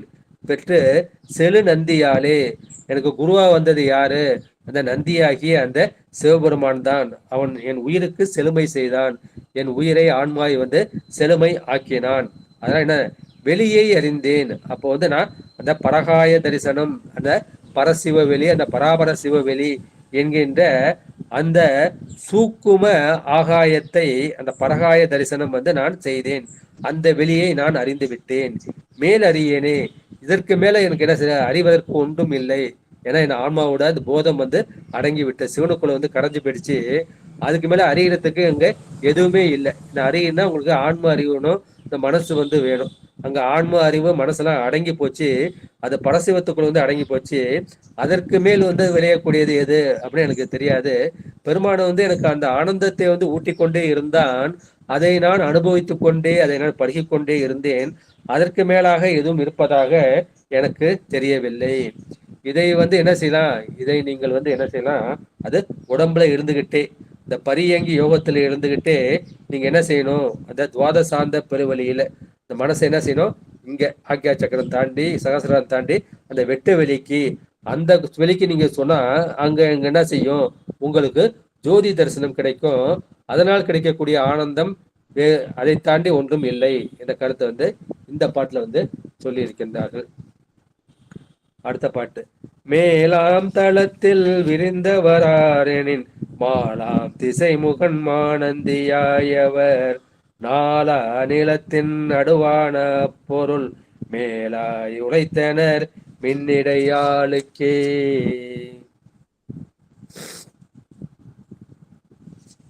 இப்போ நம்ம போறோம், இப்போ வந்து பூலோகம், பூலோகத்துல பூலோகம், சுவலோகம், மகாலோகம், ஜனலோகம், தபலோகம், சத்தியலோகம் என்கின்ற அந்த மேல வந்து 7 லோகங்கள் இருக்கின்றது. சத்தியலோகம் தான் அந்த பிரம்மலோகம். அந்த பிரம்மலோகத்துக்கு மேல இந்த வைகுந்தம் என்கின்ற அந்த விஷ்ணுலோகம் வந்து இருக்கின்றது. அதற்கு மேல வந்து ருத்ரலோகம் வந்து இருக்கின்றது. அதற்கு மேல வந்து மகேஸ்வர லோகம் இருக்கின்றது. அதற்கு மேல வந்து சதாசிவலோகம் இருக்கின்றது. அதற்கு மேல சக்திலோகம் இருக்கின்றது. அதுக்கு மேல வந்து சிவலோகம் இருக்கின்றது. இதுக்கு மேல 7 லோகம், 7 அந்த உலகம் இருக்கின்றது. அதனால ஒன்றுக்கு ஒன்று மேலான இடத்தில், அதான் மேலாம் தளத்தில் ஒன்றுக்கு ஒன்று மேலான இடத்தில் இருக்கக்கூடியவர்கள் யாருன்னா, சத்தியலோகத்துல வந்து யார் இருக்காரு, அங்க நான்முகனாகிய திசை முகனாகிய அந்த பிரம்மா இருக்கின்றார்கள். அதுக்கு மேல யார் இருக்கின்றார், அதுல வந்து மாலாம் திசை முகன், மாலாகிய அந்த திருமால் ஆகின்ற அந்த விஷ்ணு வந்து விஷ்ணு லோகத்தில் வந்து இருக்கின்றது. அதற்கு மேல யார் இருக்கின்றால், அங்க வந்து ருத்ரலோகம் வந்து இருக்கின்றது. அதற்கு மேல மகேஸ்வர லோகம் இருக்கின்றது. அதற்கு மேல வந்து சதாசிவலோகம் இருக்கின்றது. அதுக்கு மேல சக்தி லோகம் இருக்கின்றது. அதுக்கு மேல சிவலோகம் இருக்கின்றது. அங்க சிவலோகத்தில் இருக்கின்ற சிவன் தான் எனக்கு ஆச்சாரியனாக குருநாதனாக வந்தான். எனவே இப்பேற்பட்ட இடத்தில் அங்க யார் இருக்கா அப்படின்னா வந்து, இங்க இடத்துல சதாசிவத்துல வந்து இங்க மனோன்மணி தாயா இருக்காங்க. அவங்கதான் வந்து இக பர போகங்களை, இந்த இகலோகத்துக்கு வேண்டிய அந்த போகத்தையும் கொடுப்பாங்க, பரலோகத்துக்கு வேண்டிய போகத்தையும் கொடுப்பாங்க. அதான் சதாசிவத்துக்கு வந்து அனுகிரக மூர்த்தியாக இருக்கின்றார். அந்த அனுகிரக சக்தியாக மனோன்மணி தாயார் வந்து இருக்கின்றார். அந்த தாயார் எப்படி இருக்காருன்றாங்க, அவன் வந்து நாலா நிலத்தில் நடுவான அப்பொருள். 4ஆம் நிலம் என்பது நம்ம அந்த 5 அவஸ்தையை பார்த்துருக்கோம் இல்லையா, அந்த 5 அவஸ்தையில வந்து 4ஆவது அவஸ்தை அதான் வந்து சொல்றாங்க. அப்புறம் வந்து ஜாக்கிரத் என்கின்ற விழிப்பு நிலை, அப்புறம் சொப்பனம் என்கின்ற கனவு நிலை, அதுக்கப்புறம் உறக்கம் என்கின்ற அந்த சுளுத்தி நிலை. அப்புறம் ஜாக்கிரத், சொப்பனம், சுளுத்தி, இந்த மூன்று அவஸ்தை, அந்த 3 நிலமாக சொல்லப்படுகின்றது. இந்த 4வது வந்து துரியம், இந்த துரிய நிலை. அந்த துரிய நிலையை வந்து இந்த இடத்துல வந்து அவர் சொல்லியிருக்கின்றார்கள். எனவே இப்ப மேலாந்தளம் அப்படிங்கிறப்ப நம்ம என்ன செய்யறோம், அந்த ஆதாரங்களை கொண்டு போனோம். அப்புறம் மூலாதாரத்துல வந்து நம்ம வந்து கணபதி வந்து வச்சிருக்கோம். அப்புறம் சுவாதிஷ்டானம், அங்க வந்து பிரம்மா வச்சிருக்கோம். அப்புறம் மணிப்புரகம், அங்க வந்து திருமால் வச்சிருக்கோம். அதுக்கு மேல என்ன, அநாகத்துல வந்து ருத்ரன், அப்புறம் இங்க விசுத்தி வந்து மகேஸ்வரன், இங்க வந்து சதாசிவன். அப்ப இந்த ஒன்று மேல வந்து பிரம்மன், விஷ்ணு, ருத்ரன், மகேஸ்வரன், சதாசிவன் அப்படிங்கிற இந்த சதாசிவன் வந்து இருக்கின்றார். நமக்கு வந்து மாநந்தியாக வருவது அந்த ஸ்ரீகண்ட ருத்ரன் தான் நமக்கு தலைவராக குருவாக வருகின்றார். எனவே அப்ப நம்ம அவரை எங்க வழிபடுறோம் அப்படின்னா வந்து நம்ம வழிபடுறது பூஜாஸ்தானம் வந்து இந்த இதயம். அதே இதயத்தின் நடுவாக, இந்த இதயத்தின் நடுவு தான் அங்க 4ஆம் ஸ்தானமாக சொல்லப்படுகின்றது. மூலாதாரம் வந்து ஆதாரமாக இருக்கின்றது. அப்புறம் அதுக்கு அடுத்து யாருக்கு, பிரம்மா. 2வது வந்து யார் வரா, அப்ப விஷ்ணு. 3வது ருத்ரன். 4வது வந்து இந்த இடத்துக்கு வரப்ப இங்க சிவம் வந்துடும். அநாகத்துல இதய பூஜை பண்ணுவோம் இல்லையா, இப்படி ஆவாகன செய்ய மறுபடியும் வந்து கொடுக்கும். பெருமான் வந்து அங்க இதயத்தெல்லாம் இருக்காரு. அங்க இதயத்துள்ள பெருமானை நம்ம என்ன செய்யணும், வழிபடுகின்ற சிவலிங்கத்தை வந்து ஆவாகனம் பண்ணுவோம். ஆவமேற்றம் என்ன பண்ணுவோம், யதாஸ்தானம், மறுபடியும் அங்க யதாஸ்தானம் பண்ணிக்கும். அது போல நம்ம அங்க பெருமான் இதய ஸ்தானத்துல வந்து நம்ம வழிபடுறோம். உங்க வழிபட்டால் என்ன செய்யும், பெருமான் வந்து இங்க வந்து தியான ஸ்தானத்துல வந்து உங்களுக்கு காட்சி கொடுப்பார். இந்த ஆகியில தான் உங்களுக்கு ஒளி வடிவாகிய பராசக்தி, அந்த மனோன்மணி தாயார் வந்து அங்கே இருக்கின்றார் என்ற கருத்தை வந்து இங்க என்ன சொல்றாங்கன்னா, இப்பேற்பட்ட அங்க எல்லாம் எப்படி இருக்காங்க, கணவன் மனைவியாக இருக்கின்றார்கள். பிரம்மனுக்கு வந்து அந்த மாதிரி காயத்ரி, சாவித்திரி, அந்த மாதிரி விஷ்ணுக்கு அவருக்கு வந்து ஸ்ரீதேவி, பூதேவி, ருத்ரனுக்கு ரௌத்ரி அல்லது கௌரி, மகேஸ்வரனுக்கு வந்து மகேஸ்வரி, இங்க வந்து சதாசிவன். இவங்க 5 பேருமே என்ன பண்றாங்க, அங்க வந்து இந்த பரியங்க யோகத்தை வந்து செய்கின்றார்கள். ஏன்னா இங்க வந்து அணுவர்க்கமும் இருக்கு, சம்பு வர்க்கமும் இருக்கு. அந்த அணுவர்க்கத்துல உள்ளவங்க, அணுவர்க்கனா நம்மை போல மனிதர்களாக பிறந்து புண்ணியம் செய்து பிரம்மனாக, திருமாலாக, ருத்ரனாக, மகேஸ்வரனாக, சதாசிவனாக, அணு சதாசிவன் வரைக்கும் போகலாம். அவங்க வந்து என்ன செய்யறாங்க, அவங்க நிலையில வந்து இந்த பரியங்க யோகத்தை தான் செய்கின்றார்கள் என்ற கருத்தை வந்து இந்த பாட்டுல வந்து மறைமுகமாக சொல்லியிருக்கின்றார்கள். அடுத்த பாடல். மின்னிடையாளும் மின்னாளனும் கூட்டத்து பொன்னிடை வட்டத்தின் உள்ளே புகப்பெய்து தன்னோடு தன்னை தலை பெய்ய வல்லீரில் மண்ணிடை பல்லூலி வாழலுமாகுமே. மின்னிடையால் வந்து மின்னலை ஒத்த இடையுடைய அந்த சக்தி. மின்னிடையால் என்பது மின்னலுக்கு ஒப்பான இடையுடைய அந்த சக்தி. மின்னாளன், அந்த மின்னலை ஒத்த அந்த சக்தியை ஆளக்கூடிய அந்த சிவன். எனவே மின்னிடையால் என்பது சக்தியை குறிக்கும், மின்னாளன் என்பது சிவத்தை குறிக்கும். கூட்டத்து ஆகிய இருவரையும் கூட்டத்துடன் என்ன செய்கின்றார்கள், பொன்னிடை வட்டத்தின் உள்ளே புகப்பெய்து. என்ன செய்யணும், பொன் போன்ற அந்த ஆகாயத்துள், பொன் போன்ற ஆகாயம் வந்து எங்க இருக்கு, இந்த மதிமண்டலத்தை தாண்டி தான் இருக்கின்றது. அந்த ஆகாயத்துள் தங்க செய்து தன்னோடு தன்னை தலை பெய்த வல்லீரேல். அப்ப என்ன செய்யணும், அந்த சிவத்தோடு என்ன செய்யணும், இந்த ஆன்மாவாகிய என்னை தலை பெய்த, தலைப்பட்டால் நங்கை தலைவன் தாளே. பெருமானை வந்து தலைப்படுவது என்பது அவனோடு கலந்து இருப்பது. எனவே தன்னோடு தன்னை, அந்த சிவபெருமானோடு ஆன்மாகிய தன்னை கலந்திருக்க அந்த பயிற்சி செய்தால் மண்ணிடை பல்லூலி வாழலாமாகுமே. இந்த மண்ணுலகத்தில் நீங்கள் நெடுங்காலம் வாழலாம், சிரஞ்சீவியாக வாழலாம். இச்சா மிருத்யு, நீங்க வந்து விருப்பப்பதான் உங்களுக்கு மிருத்யு வந்து உங்ககிட்ட வந்து வரும். எனவே இது மதிமண்டலத்தில் வந்து சிவசக்தி இருக்கின்றது. அந்த சிவசக்தியோடு ஆன்மாவையும் என்ன செய்யணும், அதை கலக்க பழகினால் நீங்கள் நெடுங்காலம் வாழலாம். மின்னிலையத்து இடையுடையவள் சக்தி, அவளை ஆள்பவன் வந்து சிவன், அவன் மின்னாளன், மின்னிடை. அவர்கள் இருவரையும் சேர்ந்திருக்கிறார்கள். அந்த கூட்டத்தோடு என்ன செய்யற, இந்த ஆகாயத்துள் இந்த தங்க செய்து அந்த சிவத்தோடு இந்த ஆன்மாவாகிய தன்னையும் கலந்திருக்க செய்தால் இந்த உலகில் வந்து நீங்கள் நெடுநாங்காலம் வாழலாம். இங்க சொல்றது வந்து இந்த ஸ்தூல ஆகாயம் கிடையாது. இது வந்து ஞான ஆகாயம், பர ஆகாயம். இது வந்து ஞானாகாசம், திருச்சிற்றம்பலம் என்கின்ற அந்த பர ஆகாசத்தை குறிக்கும். சித்தம்பரத்தை வந்து குறிக்கும். எனவே பெருமானோடு நீங்கள் தலைப்பெய்த வேண்டும், கூட வேண்டும் என்பதுதான் இந்த பாட்டோட கருத்து. இது வந்து நமக்கு சோமாஸ்கந்த ரூபம்னு சொல்லுவோம். சோனா சானா கூடியது, சானா கந்த, அதான் சா உமா கந்த, அதான் சா உமா கந்த தான் சோமாஸ்கந்த, உமை கந்தனோடு கூடியது, அது சோமாஸ்கந்த ரூபமாக பெருமாள் இருப்பார். இப்ப சிவ வந்து இருக்கின்றார், அவங்க கூட அம்பாள் வந்து இருக்காங்க, நடுவில் வந்து முருகப்பெருமான் இருக்காரு. அந்த முருகப்பெருமானுக்கு பதில் அந்த ஆன்மாவாகிய நாம் வந்து இருப்போம். இந்த சோமாஸ்கந்த ரூபத்துல நாம் ஆன்மாவாகிய நாம் வந்து பெருமானோடு இந்த தாய்க்கும் தந்தைக்கும் நடுவுல நம்ம குழந்தையா வந்து நம்ம இருப்போம் என்ற கருத்தை வந்து இந்த பாட்டுல சொல்லியிருக்கின்றார்கள். அடுத்த பாட்டு. வாங்கல் இருதலை வாங்கலில் வாங்கிய வீங்க வலிக்கும் விறகறிவாரில்லை, வீங்க வலிக்கும் விறகறிவாளரும் ஓங்கிய தன்னை உதம் பண்ணினாரே. உதம் உதம் என்பது வடமொழியில வந்து அந்த உதம், உதம்னா ஹோமம் செய்வது, நம்ம வேள்வி வளர்ப்பது, அது அங்கி வளர்ப்பது அல்லது ஹோமம் வளர்ப்பது. அந்த ஹோமத்துல என்ன செய்வாங்க, அந்த ஹோமத்துக்கு உண்டான அந்த பொருளை எல்லாம், அந்த திரவியங்கள்லாம் வந்து அதுல போடுவாங்க. அதான் வந்து ஆகுதி செய்வது, பூர்ண ஆகுதி அப்படின்னு.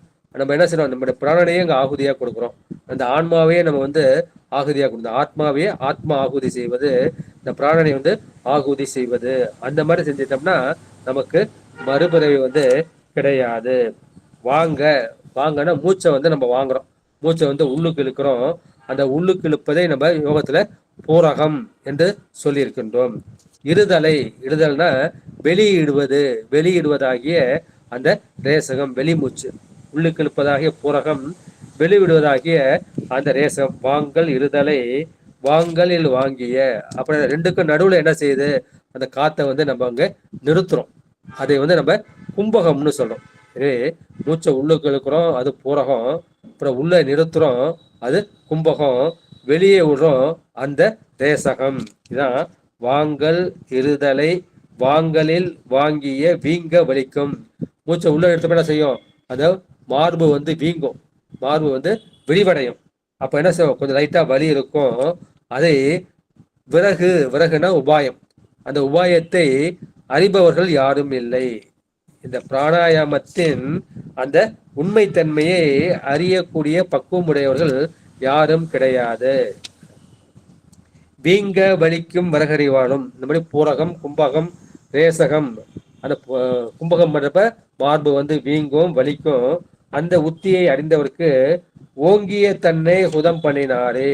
அப்போ என்ன ஓங்கியனா தவத்தில் ஓங்கிய, தவம்னா சரியை கிரியை யோகம், இவற்றில் சிறந்த தன்னை என்ன தன்னையே ஆகுதியாக அந்த சிவ ஒலிக்கு வந்தவன் கொடுத்து விடுவான் என்ற கருத்தை வந்து இந்த பாட்டுல வந்து சிலர். இது உயிராகிய தன்னையே என்ன செய்யணும், தன்னையே வந்து ஸ்வாகா பண்ணிடணும். பிராணாய சோகா, அபனாய சோகா, வியானாய சோகா, சமனாய சோகா அப்படின்னு வந்து சொல்லுவோம். இந்த சோத்து பருக்கையை வந்து இந்த பிராமணர்கள் போடுவாங்க. அந்த காலத்துல என்ன பண்ணுவாங்க, சாதம் வைக்கிறதுக்கு போது கொஞ்சோண்டு பருப்பு வைப்பாங்க. பருப்பு வச்சு அந்த பருப்புல நெய் ஊற்றுவாங்க. நெய் ஊற்றுறப்ப அந்த சாதத்தை என்ன பண்ணுவாங்க, அதில் போட்டு கொஞ்சம் பிசைவாங்க. பிசைஞ்சு ஒவ்வொரு பாய்க்கு பிராணாய சோகா, அபனாய சோகா, சமனாய சோகா, உதனாய சோகா, வியானாய சோகான்ட்டு ஒவ்வொரு அந்த பஞ்ச பிராணுக்கும் ஆகுதி பண்ணுவாங்க. அது போல நம்ம என்ன பண்றோம், இப்ப என்னையே, என்னுடைய பிராணனையே நான் என்ன பண்றேன், சிவனுக்கு வந்து அர்ப்பணம் செய்து விடுகின்றேன். என்னுடைய ஆத்மாவையே இந்த சிவனுக்கு, அந்த சிவ ஒளிக்கு நான் வந்து என்ன செய்யறேன், ஆகுதி செய்து விட்டேன். இதுதான் எனக்கு பூர்ண ஆகுதி என்று இந்த கருத்தை சொன்னார்கள். இப்ப ஆகுதி பண்ணிட்டா அது என்னுடையதே கிடையாது. ஸ்வாகானா அது உன்னுடையது, என்னது கிடையாது. நமக இது என்னது கிடையாது, இது உன்னுடையது. அவர்கள் வந்து யுதம் என்பது யுகம், அதாவது யுகமாக இருப்பார்கள். இதுக்கு வந்து ஒரு கதை சொல்றாங்க. இந்த கதை என்ன, இந்த காகபுஜண்டர் என்ன செய்யறாரு, காகபுஜன் வந்து பல்லூலி காலம் வந்து அவர் உயிரோடு இருக்கின்றார். இந்த நிலப்பிரளயம், நீர் பிரளயம், அப்புறம் தீப்பிரளயம், காட்டு பிரளயம், ஆகாய பிரளயம் என்ற அந்த பஞ்ச பிரளயம், அப்ப பிரம்ம பிரளயம், விஷ்ணு பிரளயம், ருத்ர பிரளயம், மகேஸ்வர பிரளயம், சதாசிவ பிரளயம், சக்தி பிரளயம், சிவப்பிரளயம் என்று எல்லா பிரளயத்தையும் பார்த்துக்கிட்டு அந்த காகபுஜனர் வந்து ரொம்ப காலம் வந்து உயிரோடு இருக்கின்றார்கள். எனவே அதான் வந்து காகபுஜன்ங்கிறது அந்த காக்கை வடிவில் இருக்கக்கூடிய அந்த இவர் வந்து போகருடைய குரு என்று சொல்லப்படுகின்றார்கள். அதுபோல இந்த உலகத்துல வந்து இன்னும் 7 பேர் வந்து சிரஞ்சீவியா வாழ்ந்துகிட்டு இருக்காங்க. அவர் வந்து சப்த சிரஞ்சீவிகள். அல்ல அனுமார் வந்து ஒரு சிரஞ்சீவியா வந்து இருக்காரு. மார்க்கண்டேயர் வந்து ஒரு சிரஞ்சீவியா வந்து இருக்காரு. அஸ்வத்தாமா வந்து ஒரு சிரஞ்சீவியா இருக்கின்றாரு. அப்படின்னு சப்த சிரஞ்சீவிகள் 7 பேர் வந்து இன்னும் உயிரோடு வாழ்ந்து கொண்டிருக்கிறார்கள் என்று அந்த கருத்தை இந்த பாட்டு கொடுத்துருக்காங்க. போன பாட்டு உதம்னு முடிஞ்சது இல்லையா? இப்ப உதம்னு அந்த பாட்டு வந்து ஆரம்பிக்குது. உதமறிந்தங்கே ஒரு சுழிப்பட்டால் கதமறிந்தங்கே கபாலம் கருக்கும் இதமறிந்தென்றும் இருப்பால் ஒருத்தி பதமறிந்தும் உள்ளே பார்கடிந்தாலே. இப்ப போன பாட்டுல சொன்ன மாதிரி நான் பிராண ஆகுதி பண்ணிட்டேன், ஆத்மாவை வந்து ஆகுதி செஞ்சுட்டேன். அது உதம் அறிந்து அங்கே இந்த மாதிரி நான் ஆத்மா ஆகுதி பிராண ஆகுதி செய்து ஒரு சுழி என்பது ஒப்பற்ற சுழி ஆகிய இந்த ஆக்யா சக்கரத்தை குறிக்கும்.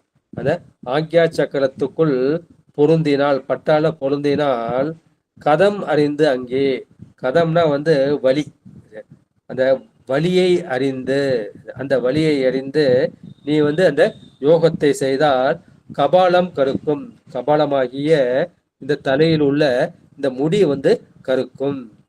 இதம் அறிந்து என்றும் இருப்பால் ஒருத்தி. அப்போது பராசக்தி என்ன செய்வார், இந்த யோகிக்கு வந்து எது இதமாக இருக்கும், இவனுக்கு என்ன செஞ்சா இவன் முன்னேறுவான், இவனுக்கு இதமானது எது அனுகூலமானது எது என்று ஆராய்ந்து அங்கே இருந்து இருப்பால் ஒருத்தி அந்த ஒப்பற்ற அந்த திருவுருள் சக்தி வந்து இருந்து உனக்கு திருவுருளை புரிந்து கொண்டே இருப்பார்கள். பதம் அறிந்து உள்ளே பார் கடிந்தாலே. பதம், இப்போ சோறு வந்து பதம் ஆயிடுச்சா பக்குவம் ஆயிடுச்சான்னு ஒரு பருக்கை எடுத்து பார்க்குறோம் இல்லையா? அது மாதிரி ஒன்று ஒன்று நம்ம பக்குவம் பார்க்குறோம். அது மாதிரி பதம் அறிந்து உள்ளே இந்த ஆன்மா வந்து பரிபாகம் ஆகிவிட்டதா, இந்த ஆன்மா வந்து பக்குவம் ஆகிவிட்டதா என்று அந்த பதம் அறிந்து உள்ளே இந்த பரிபாக நிலையை அறிந்து பார் கடிந்துள்ளே. பார் என்பது இந்த பாசஞானத்தை குறிக்கும், பசுஞானத்தை குறிக்கும். எனவே அந்த பாசஞானத்தையும் இந்த பாச கருவிகள் மூலமாக மெய்வாய் கண்மூக்கு செவி மூலமாக கூடிய இந்த உலக ஞானம், பசுஞானம், பசுஞானம் ஆன்மாவை என்னை நானே பிரம்மமாக சிவமாக நினைத்து கொள்வது, அதை இரண்டையும் கடிந்து பரஞானத்தை கொடுப்பாள்.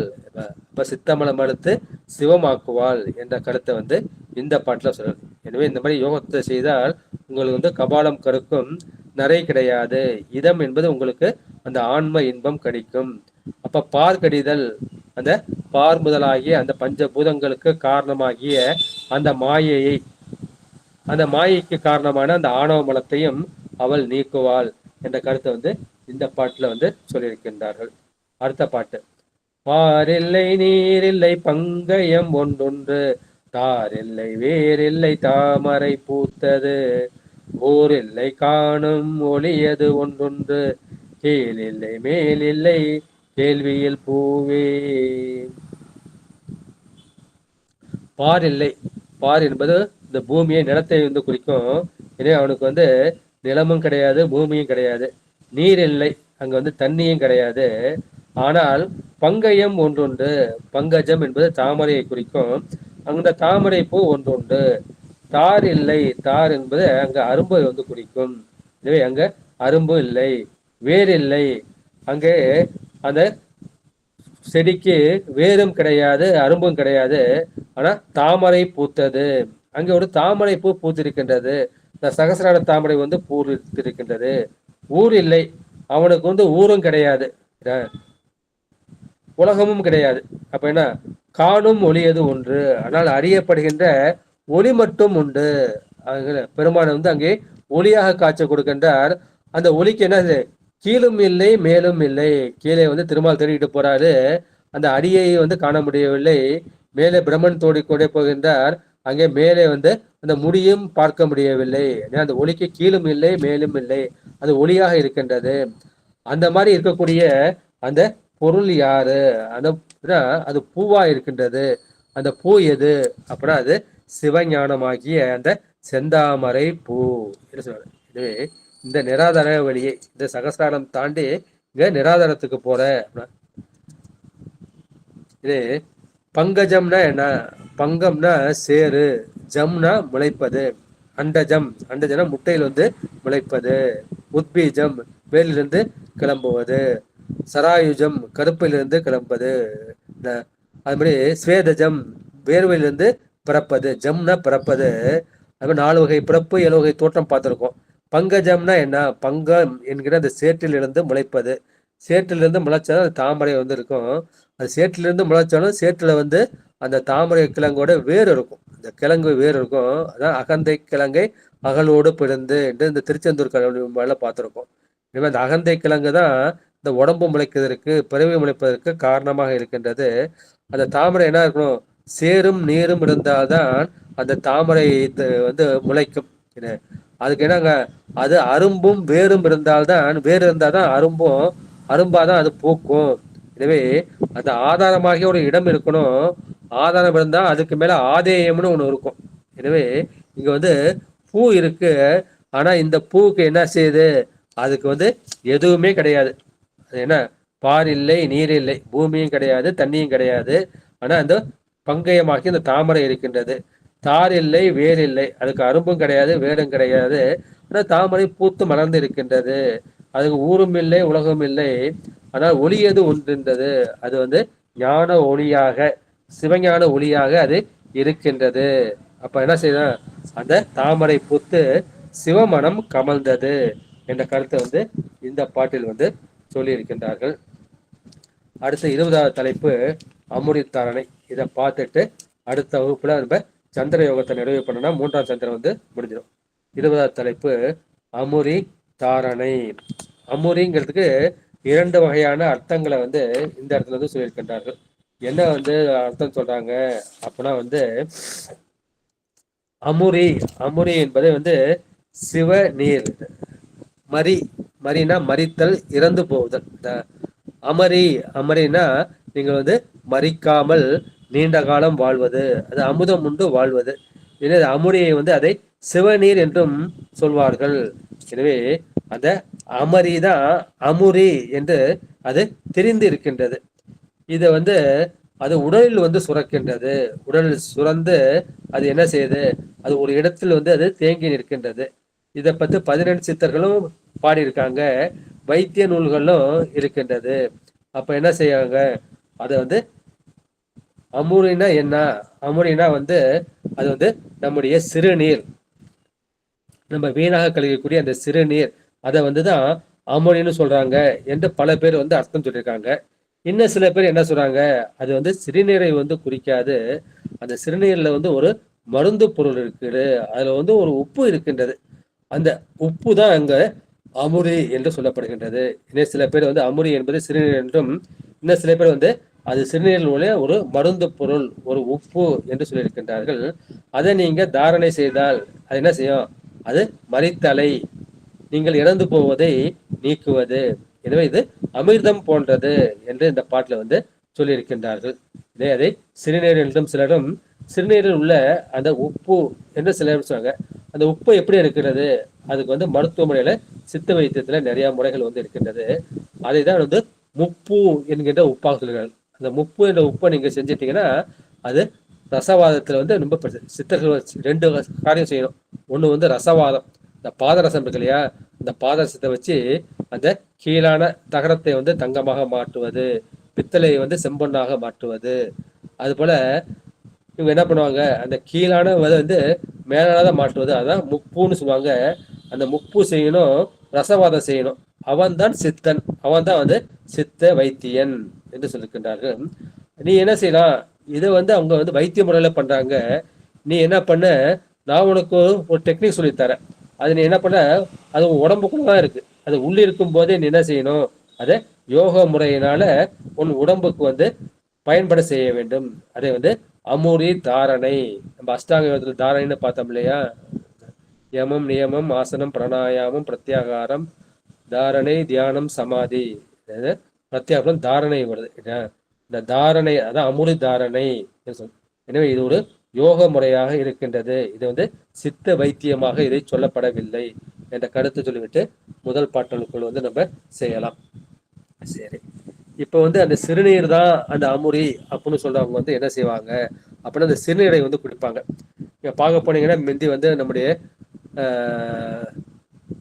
மொரார்ஜி தேசாய் அந்த மாதிரி ராஜ்நாராயணன் அவங்க 2 பேருமே என்ன பண்ணுவாங்க, ஆட்டோ யூரின் தெரப்பி அப்படின்னு அதை வந்து கடைப்பிடிச்சிருந்தாங்க. அவர் மொரார்ஜி தேசாய் முகம் வந்து அந்த அளவுக்கு பளபளன்னு இருக்கும். ஏன்னா அந்த சிறுநீரை வச்சு அவர் வந்து முகத்தை வந்து கழுவுவாராம், பல் விளக்குவாராம், பல்லெல்லாம் வந்து தேய்ப்பாராம். அதை வச்சு குளிப்பார்னு கூட சொல்றாங்க இல்ல.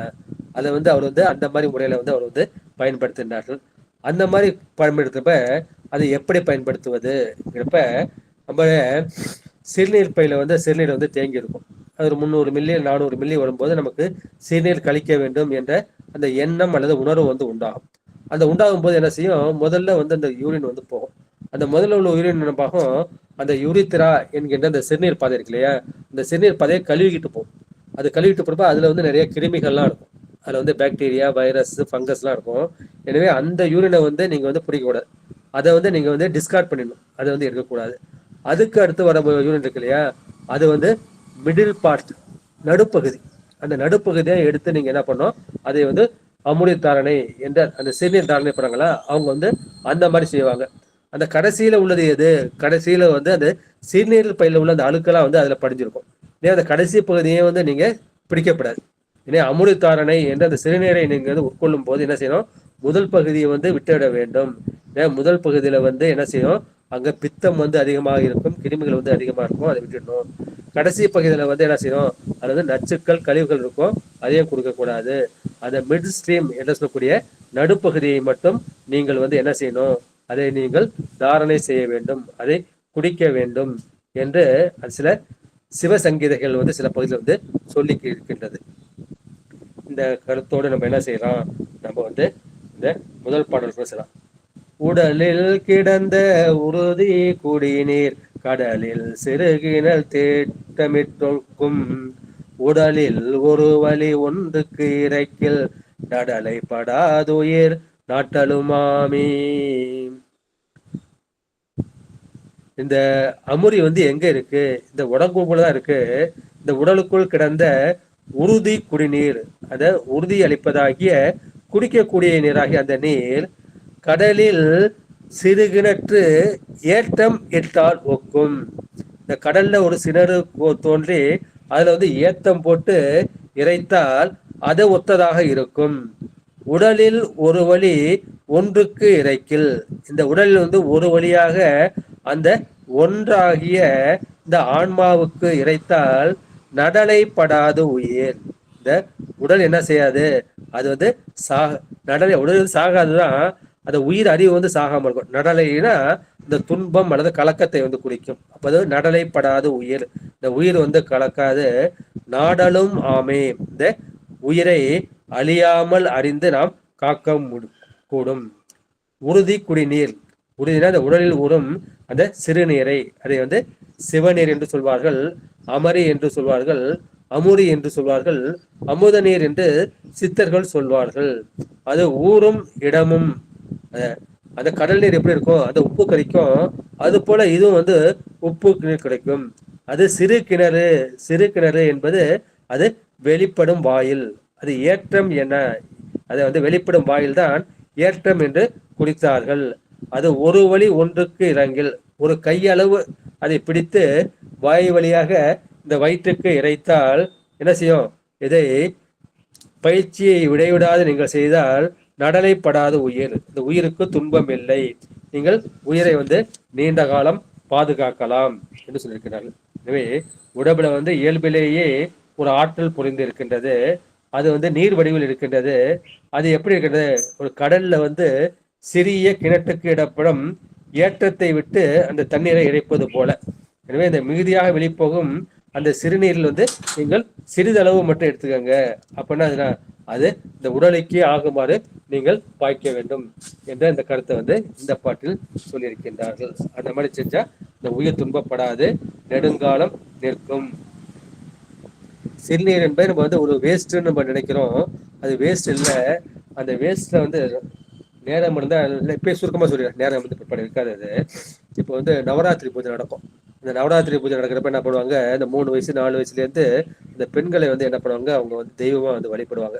இந்த 2 3 வயசு 4 வயசுக்குள்ள வந்து பாலாம்பிகையா வந்து வழிபடுவாங்க. அது மாதிரி ஒவ்வொரு வயசுக்கும் ஒண்ணு இருக்குது. அந்த மாதிரி பெண்கள் என்ன பண்ணுவாங்க, அவங்க வந்து அந்த உபாசனை செய்றவங்க ஒரு இடத்துல வந்து தங்க வச்சுப்பாங்க. தங்க வச்சு அந்த பெண்கள் பெறக்கூடிய அந்த சிறுநீரை வந்து அவர்கள் என்ன பண்ணுவாங்கன்னா, அதை ரகசியமாக அவர்கள் வந்து சேர்த்து வைப்பாங்க. சேர்த்து வச்சு அதிலேருந்து ஒரு உப்பு எடுத்து வந்து சக்தி உபாசனை வந்து பயன்படுத்துவார்கள். சக்தி உபாசனை ஒரு பகுதியாக வந்து இருக்கின்றது. அடுத்து 2வது பாட்டு. தெளிவரும் இந்த சிவநீர் பருகில் ஒளி தரும் ஓராண்டில் ஊனமுண்டில்லை வலியொரும் எட்டில் மனமும் ஒடுங்கும் கலிதரு காயம் கனகமதாமே. தெளிதரும் இந்த சிவநீர், தெளிந்த இந்த சிவநீரை பருகினால் நீங்கள் குடித்தால் ஒளி தரும் ஓராண்டில், ஓராண்டிற்குள் உங்கள் உடம்பு வந்து ஒளிவிடும். ஊனம் என்றில்லை, உங்களுக்கு வந்து எந்த குறைபாடும் இருக்காது. வலியுறும் எட்டின், வலி என்பது அந்த பிராணன் என்பதை குறிக்கும். அந்த பிராணனை வந்து எட்டு, எட்டு என்பது அந்த அகாரத்தை வந்து குறிக்கும். எட்டினோடும் 2 அரியணை பட்டி மண்டபம் ஏற்றினை ஏற்றினை எட்டினோடு 2 அரியணையே. 8 என்பது அகாரம், 2 என்பது உகாரம். 8 கூட்டல் 2 கூட்டினா 10 வரும். அது 2 ஆவு கூட்டினா என்ன வரும், யா வரும். அந்த உயிர் இருக்கும். ஏதான் அந்த ஆளும் வேலும் பல்லுக்கு உறுதிங்கிறபடி அந்த அகரமும் உரம் வந்து உயிருக்கு வந்து உறுதியாக இருக்கும். வலியுறும் எட்டின், அந்த பிராணாகிய அந்த அகரமும் அந்த மனமும் ஒடுங்கும். கலிதரும் காயம் கனகமதாமே, காயம் என்பது உடம்பை குறிக்கும். அந்த உடம்பில் வந்து மகிழ்ச்சி உண்டாகும். இந்த உடம்பு வந்து பொன் போல வெளிவிடும் என்று சொல்லியிருக்கின்றார்கள்.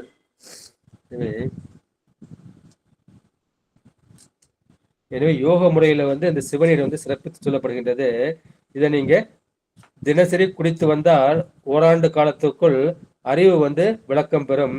இந்த உடம்புக்குள்ள ஊனமாகிய அந்த நோய், இளைப்பு முதலிய குறைகள் வந்து வரும். அப்புறம் இந்த எட்டில் வந்து வலியுறும் அப்படின்னா 8வது ஆண்டில், ஓராண்டுல வந்து உடம்பு கடகமா மாறிடும். 8 ஆண்டில் வலியுறும்னா வாசியோகம் கைவரும். ஒடுங்கும், மனம் வந்து ஒடுங்கும். உண்டு இறந்து நினைமின்கள் உந்தனவுக்கு ஊனமில்லை. அப்ப என்ன செய்யும், கலிதரு காயம், மனசுல வந்து ஒரு ஆனந்தம் தோன்றும். கனகமதாமே, உடம்பு வந்து பொன் போல அழகு பெற்று விளங்கும் என்ற கருத்தை 2வது பாட்டுல சொல்லியிருக்கின்றார்கள். அடுத்து 3வது பாட்டு. நூறும் மிளகு நுகரும் சிவத்தின் நீர் மாறும் இதற்கு மருந்தில்லை மாந்தர்கள் தேரி இதனை தெளி உச்ச கப்பிடின் மாறும் இதற்கு மறுமயிராமே. இது வந்து 2 வகையான கருத்தை வந்து ஒரு கருத்து வந்து சொல்லி இருக்கின்றார்கள். என்ன கருத்து அப்படின்னா வந்து, ஒரு கருத்து வந்து இது திருவாவடுதுறை ஆதீனம். அந்த நம்ம வந்து அனுஷ்டானம் பண்றப்ப என்ன செய்யறோம், ஒரு உளுந்த அளவு மிளகு அளவு தண்ணி வச்சுதான் எப்படி சுவாகா பண்றோம். ஆத்ம தத்துவாய ஸ்வதா அப்படின்னு சொல்றோம் இல்லையா. அது போல அதை வந்து உளுந்த அளவுல மிளகுன்னு சொல்லுவாங்க.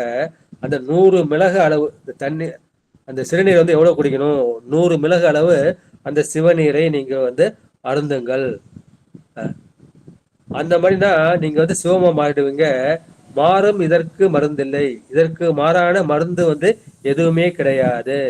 தேரில் இதனை தெளி உச்சி யுகப்படின், இதை வந்து உச்சியில் வந்து நீங்கள் வந்து அப்பினால் என்ன செய்யும், இதற்கு மாறும், நரை வந்து மாறும்.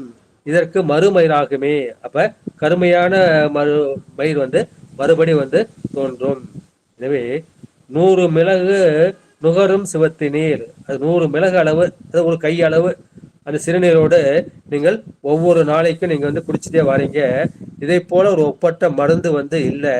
இதை வந்து நீங்க வந்து உச்சியில வந்து நீங்க தேய்ச்சிங்க அப்படின்னா என்ன செய்யும், அந்த நரை வந்து மாறும், மயிர் வந்து மறுபடி கருப்பாக முளைக்கும் என்ற கருத்தை வந்து இந்த பாட்டுல வந்து சொல்லியிருக்கின்றார்கள். இது வந்து தர்மபுர ஆதீனத்துல என்ன சொல்றாங்க அப்படின்னா வந்து, அது மிளகு கற்பம், ஒவ்வொரு மருந்தையும் வந்து கற்ப முறையில வந்து பயன்படுத்துறது. அந்த மிளகை என்ன இருக்கு இல்லையா, 10 மிளகு இருந்தா பகையன் வீட்டுல கூட நம்ம வந்து சாப்பிடலாம் அப்படின்னு வந்து சொல்லுவாங்க. மிளகு வந்து மிக சிறந்த விஷ முறிவு மருந்து. இதே நேர ஒரு மிளகு இருக்குல்ல, அந்த பொடி செய்த மிளகை வந்து நீங்கள் வந்து தினசரி வந்து சாப்பிட வேண்டும். அந்த மாதிரி சாப்பிட்டா இந்த சிறுநீர் என்ன ஆகும், அது சிவநீரா மாறும். அந்த மாதிரி அந்த சிறுநீரை நீங்க சாப்பிட்டீங்கன்னா அதற்கு மேல மருந்து வந்து எதுவும் கிடையாது. அப்பேற்பட்ட மருந்தை நீங்க தலையில அப்பினால் நரை மாறும். இங்க வந்து நூடுதல் என்பது பொடித்தலை வந்து குறிக்கும். எனவே அந்த மிளகை வந்து பொடி செய்து நீங்கள் வந்து சாப்பிட வேண்டும். இது வந்து சித்த மரபுலையும் ஆயுர்வேத மரபுலையும் சொல்லப்பட்ட கருத்து. அடுத்து 4வது சொல்லப்பட்ட பாட்டு. கரை அருகே நின்ற காணல் ஒவ்வரி வரை வரை என்பர் மதியிலா மாந்தர் நுரை திரை நீக்கி நுகர வல்லார்க்கு நரை திரை மாறும் நமனு மங்கில்லையே.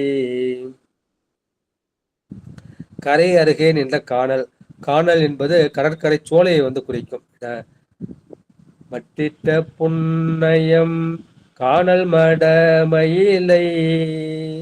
இந்த காணல், காணல்ங்கிறது கடலுக்குள்ள அந்த சோலை இருக்கின்றது. அந்த கரைக்கு பக்கத்தில் உள்ள அந்த காணலில் உள்ள அந்த ஓரி, அந்த உப்பு நீரை வரை வரை என்பர் மதியிலா மாந்தர். அதை நீக்கு நீக்கு என்று சொல்வார்கள். மதியிலா அறிவற்ற மாந்தர் மக்கள், அறிவற்ற மக்கள் வந்து அந்த உப்பு நீரை நீக்கு என்று சொல்வார்கள். நுரை திரை நூக்கி நுகர வல்லார்க்கு.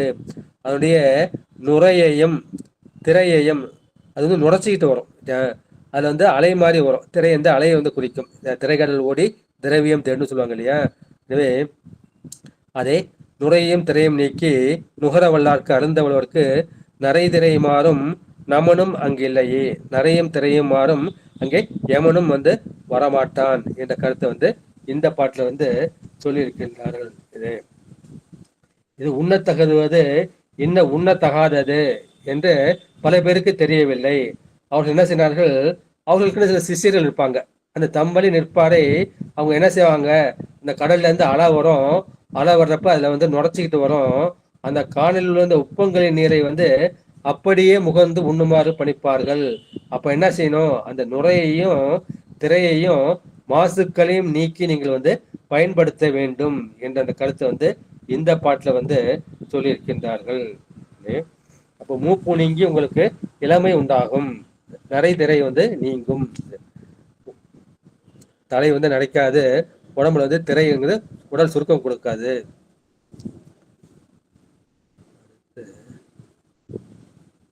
அதுக்கடுத்து ஒரு பாட்டு. அழகன நுழையோர் அதிசயம் களவு காயம் கலந்த நீரிலே மிளகு நெல்லியும் மஞ்சளும் வெம்பிடில் இலகும் மேனி இருளும் கபாலமே. இது வந்து பாட்டு இடைச்சொல்கள்னு சில பேர் வந்து சொல்லியிருக்காங்க. அழகம், அழகம்னா எதை குறிக்கும், அழகம் என்பது கூந்தலை வந்து குறிக்கும். நன்னுதல், நுதல் என்பது நெற்றியை குறிக்கும். எனவே அழகிய கூந்தலையும் நல்ல நெற்றியும் உடைய அந்த பெண்ணே அதிசயம், இங்கே ஒரு அதிசயம் உண்டு. களவு காயம் கலந்த இந்நீரிலே, இந்த உடலே வந்து இது களவாக கலந்திருக்கின்ற இந்த நீரிலே மிளகு நெல்லி மஞ்சளும் வேம்பிடில். இங்க வந்து மிளகு நெல்லி மஞ்சள் வேம்பு இவற்றை கூட்டி வைத்த அந்த சுண்ணத்தை சேர்த்தால் என்ன செய்யும், அப்புறம் வந்து இலகும் மேனி, மேனி வந்து மென்மையாகும், மெதுவாகும். இருளும் கபாலமே, இந்த தலைமுடி வந்து கருக்கும். எனவே அந்த காயம் கலந்த இந்த நீரை வந்து நீங்கள் குடித்தால் என்ன செய்யும், இது வந்து உங்களுக்கு நரை திரை உண்டாகாது என்ற அந்த 4ஆம் பாட்டு கருத்தை தான் இந்த பாட்டில் வந்து சொல்லியிருக்கின்றார்கள். அடுத்த நிறைவு பாடல். வீர மருந்தென்றும் விண்ணோர் மருந்தென்றும் நாரி மருந்தென்றும் நந்தி அருள் செய்தான் ஆதி மருந்தென்று அறிவாரகளிடம் சோதி மருந்தெது சொல்ல ஒண்ணாதே. இந்த உயர்வை வந்து சொல்ல முடியாது, வாய்விட்டு சொல்ல முடியாது. வீர மருந்து என்றும், இதை வந்து வீரத்தை தரக்கூடிய மருந்து என்றும், விண்ணூர் மருந்து என்றும், அந்த தேவர்கள் சாப்பிடக்கூடிய அமுதம் என்றும், நாரி மருந்து என்றும், நாரி என்பது பெண்ணை குறிக்கும், பெண் என்பது இங்க சக்தியை குறிக்கும், அந்த சக்தி அமுதம் என்றும் நந்தி அருள் செய்தான், எனது குருநாதனாகிய அந்த சிவன் வந்து அருள் செய்தான். ஆதி மருந்து என்று, இந்த மருந்து தான் இத முதல் மருந்து, முதன்மையான மருந்து, ஆதி. அந்தம் ஆதி என்பனார் புலவர். அந்தத்தை செய்யக்கூடிய அந்த கடவுள் தான் ஆதி கடவுள், முதல் கடவுள். ஆதியும் அந்தமும் இல்லா அருள் பெரும் ஜோதி. அதாவது ஆதியாகிய தொடக்கம், அந்த இதுதான் தொடக்க மருந்து, முதல் மருந்து, முதன்மையான மருந்து என்று எருவார். அகலிடம் சொல்ல ஒண்ணாதே. இந்த சோதி மருந்தாகிய இந்த இதை அகலிடத்தார்க்கு, அதை மற்றவர்களுக்கு நீங்கள் சொல்லக்கூடாது. அவர்களுடைய இந்த அருமை பெருமை உங்களுக்கு தெரியாது. இதை அவங்க இகழ்வார்கள். எனவே இதன் அருமையும் பெருமையும் அறியாமல் எள்ளி நகையாடும் அந்த அகலிடத்தார்க்கு, அந்த உலகத்தவருக்கு நீங்கள் சொல்லக்கூடாது. எனவே இந்த அமுனியை வீரத்தை தரக்கூடிய மருந்து என்று சொல்வார்கள். தேவர் உண்கின்ற அமுதம் என்று சொல்வார்கள். இது மகளோடு சக்தியோடு கூடிய அமுதம் என்றும் சொல்வார்கள். இந்த மாதிரி என்னுடைய நந்தி பெருமானாகிய குரு எனக்கு அருள் செய்தார். இந்த இறைவனே படைத்து தந்த இந்த இயற்கை மருந்து, இது முதல் மருந்து. இது உலகத்தில் கண்கூடாக காணக்கூடிய மருந்து. இதன் பெருமையை நீங்கள் உங்களுடைய சிஷ்யர்களுக்கு மட்டும்தான் சொல்ல வேண்டும், பொதுமக்களுக்கு சொல்லக்கூடாது. ஏன்னா என்ன செய்வார்கள், அவர்கள் அறியாமல் எள்ளி நகையாடுவார்கள் என்ற கருத்தை சொல்லி இன்றைய திருமந்திர சிந்தனையை நிறைவு செய்கின்றேன். மான்மிகில் வளாது பெய்க மலிவளம் சுரக்க மன்னன் கோன்முறை அரசு செய்க குறைவிலாதவர்கள் வாழ்க. நான்மறை அரங்கள் ஓங்க நட்டமும் வேலி மல்க. மேன்மைகள் செய்வ நீதி விளங்குக உலகமெல்லாம். மேன்மைகள் செய்வ நீதி விளங்குக உலகமெல்லாம். மேன்மைகள் செய்வ நீதி விளங்குக உலகமெல்லாம். ஆறிட தரந்தோள் வாழ்க அறுமுகம் வாழ்க. வெற்பை கூறு செய்த நிவேல் வாழ்க. குக்குடம் வாழ்க செவ்வேல் ஏரிய மங்கை வாழ்க. யானைதன நன்கு வாழ்க. மாநிலா வள்ளி வாழ்க. வாழ்க சீர் அடியார் எல்லாம். வாழ்க சீர் அடியார் எல்லாம். வாழ்க சீர் அடியார் எல்லாம் என்று சீரடியார் பொற்பாதங்களை வணங்கி நிறைவு செய்கின்றேன். அடியார் மக்கள் தங்கள் கருத்துக்களை பதிவு செய்யலாம், மையங்களை கேட்கலாம் என நிறைவு செய்து விடலாம். நீங்க இது ரெக்கார்ட் ஆஃப் பண்ணிக்கணுமா?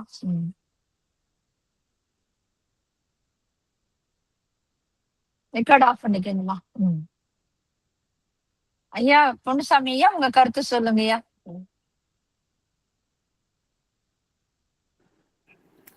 ஐயா மிகவும் சிறப்பாக இருந்தது ஐயா. தங்கள்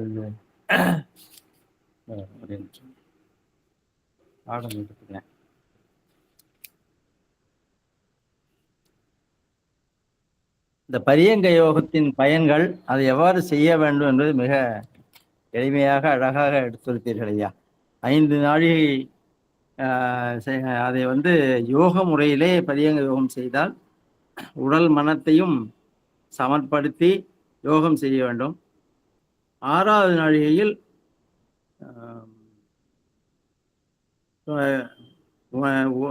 உணர்வு உறவற்று யோக நித்திரையில் இருக்க வேண்டும். இதில் நெஞ்சு நிறையும் வாய்விட்டு இந்த அனுபவத்தை சொல்ல முடியாது என்று 830வது பாடல் சொல்றது. 831 இந்த 2 மணி யோகம் பெறுவதற்கு எல்லோரும் பயிற்சி செய்ய முடியாது. அம்பாளுக்கு தழுவி அம்பாள் சந்தன கொங்கை சத்தினியாதம் வந்தால்தான் இந்த யோகத்தை செய்ய முடியும் என்று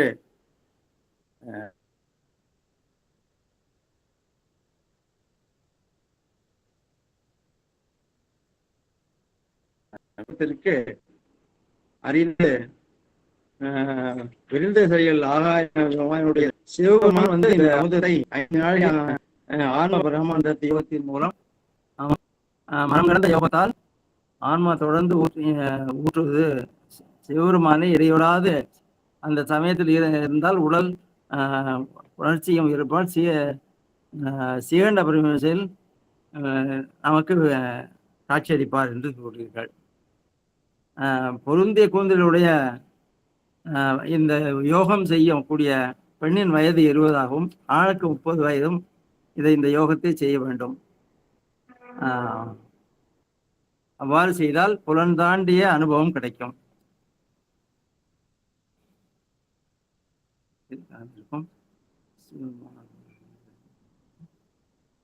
அவ்வாறு செய்யும் போது நாக்கை மேல் நனத்தில் வைத்து இந்த பரியோகம் செய்தால் அமுதம் கீழே இறங்காது பிராணாயாமம் செய்து பேரின்பம் பெருகும். இதனால் இந்த விந்து நட்டம் ஆகாது.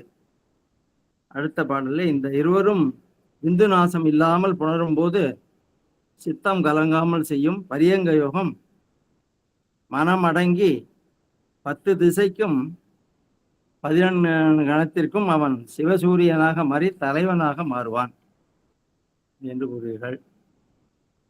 அடுத்த பாடலில்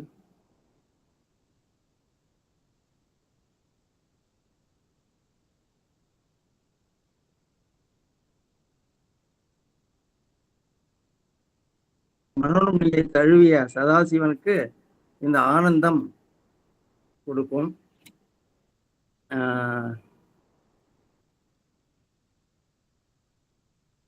அவ்வாறு இந்த நாக்கை வளைத்து மேலெண்ணத்தில் வைத்து நாசித்தோரத்தை அடைத்து இந்த பரியோகம் பண்ண வைத்தால் விந்து வீணாகாது.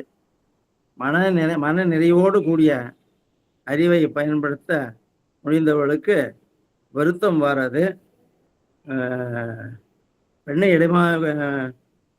இடமாக கொண்ட சிவபெருமானை வழிபடும் போது எல்லா நாளும் விந்து கீழே இறங்காது, பெருமான் இறங்காது என்பதை தெரிவித்துள்ளார்கள்.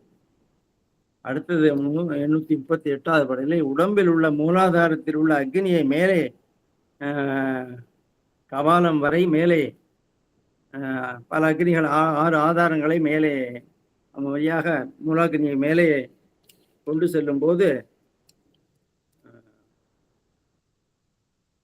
ஆக்கினை துவாதசாங்க பெருவழி இவ்வுடம்பு மெழுகாக உருகும் தன்மையை அடையும்.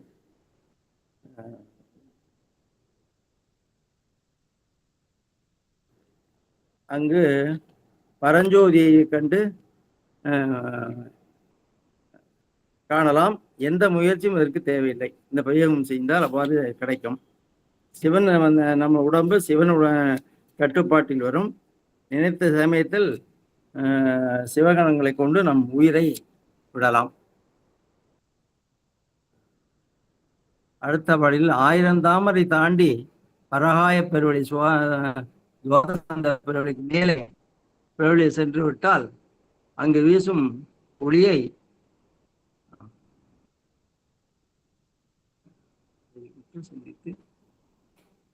நாம் பருகலாம். அங்கு கேட்டல் குருவின் மூலமாக கேட்டல் சிந்தித்தல் தெளிந்து நெட்டை உள்ளாம். அதற்கு மேல் அறிவதற்கு ஒன்றும் இல்லை.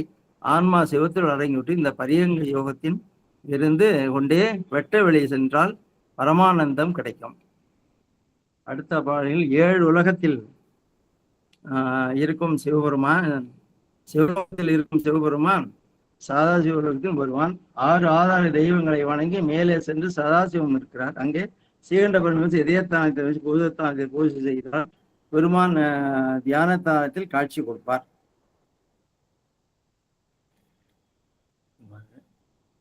அடுத்தது 841 மின்னல் யுத்த இடையுடைய சக்தி சிவன் பொன் போன்ற ஆகயத்துக்குள் தங்க செய்து ஆன்மா ஆகியனை கலந்திருக்க பயிற்சி செய்தால் மண்ணுலகில் பலகாலம் வாழலாம். இதுவே சோமாஸ்கந்த மூர்த்தமாகும். சிவனுக்கும் சக்திக்கும் இடையே குழந்தையை போல் நாம் இருக்கலாம். அடுத்த பாடல் 842 நம் உயிரையே நம்மையே ஆன்மாவையே ஆகுதியாக இறைவனுக்கு செய்ய வேண்டும். அவ்வாறு செய்யும் போது பிராணாயம்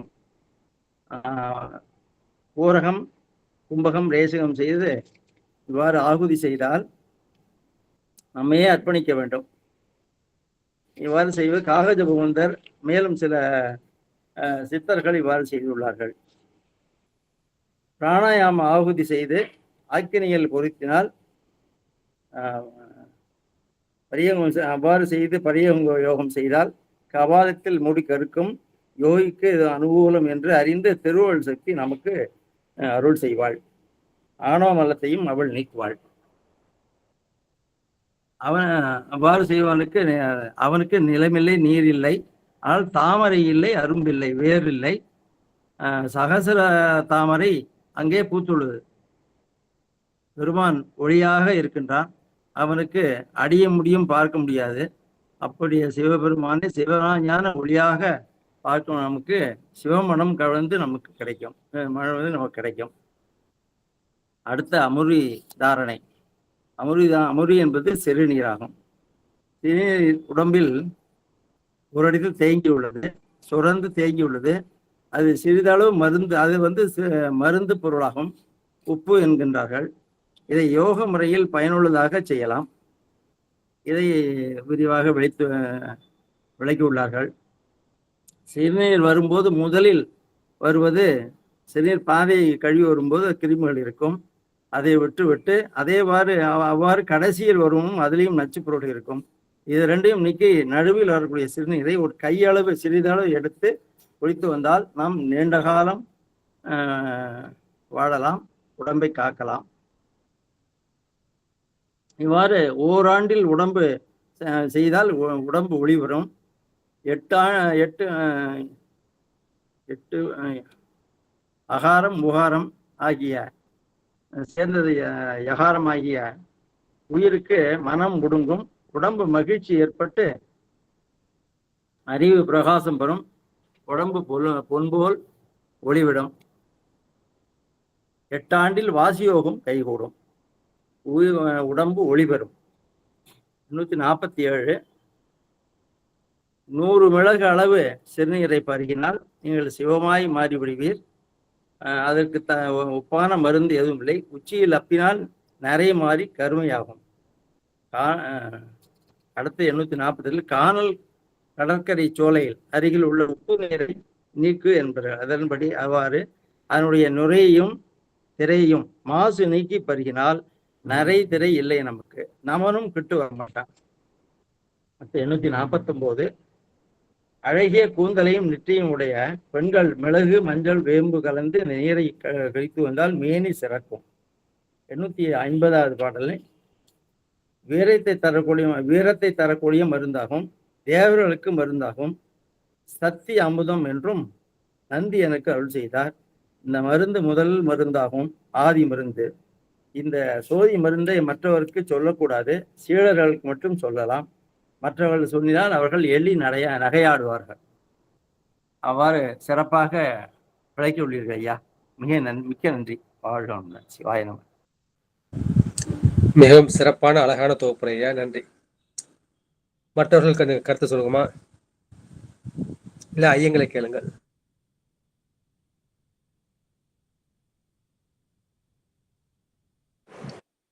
யாரா பேசுறீங்களாமா? சந்தேகம் இருந்தா கேட்கலாம், பேசலாம், விருப்பம் இருந்தவங்க பேசலாம். சுமதி அம்மா பேசுங்கம்மா. நமங்க ஐயா, திருவடி வணங்கிக்கிறேங்க ஐயா. அனைத்து சிவனுடைய திருவடியை வணங்கிக்கிறேன். வகுப்பு ரொம்ப நல்ல அருமையா இருந்ததுங்க. நடுவுல கொஞ்சம் கேட்க முடியாம போயிடுச்சு, வருந்துக்கிறேன். இந்த அமிர்தாரணைன்னு சொன்னீங்க இல்லைங்கய்யா, அதை நாம ஹெல்த்தியா இருக்கிறவங்க செய்யலாம் இல்லைங்களா? அதுல ஒரு சந்தேகம் இருக்கு, அத சொல்லுங்க ஐயா. சிவாயிரமே. ஒரு அடியாருக்கு ஒரு சின்ன விண்ணப்பம். மறுபடியும் வெளியில போயிட்டு மறுபடியும் எல்லாரும் வாங்கலாம். ஒரு முறை எல்லாரும் வெளியில போயிட்டு ஒரு முறை மறுபடியும் வந்து ஜாயின் பண்ணுங்க. சிவாய நம.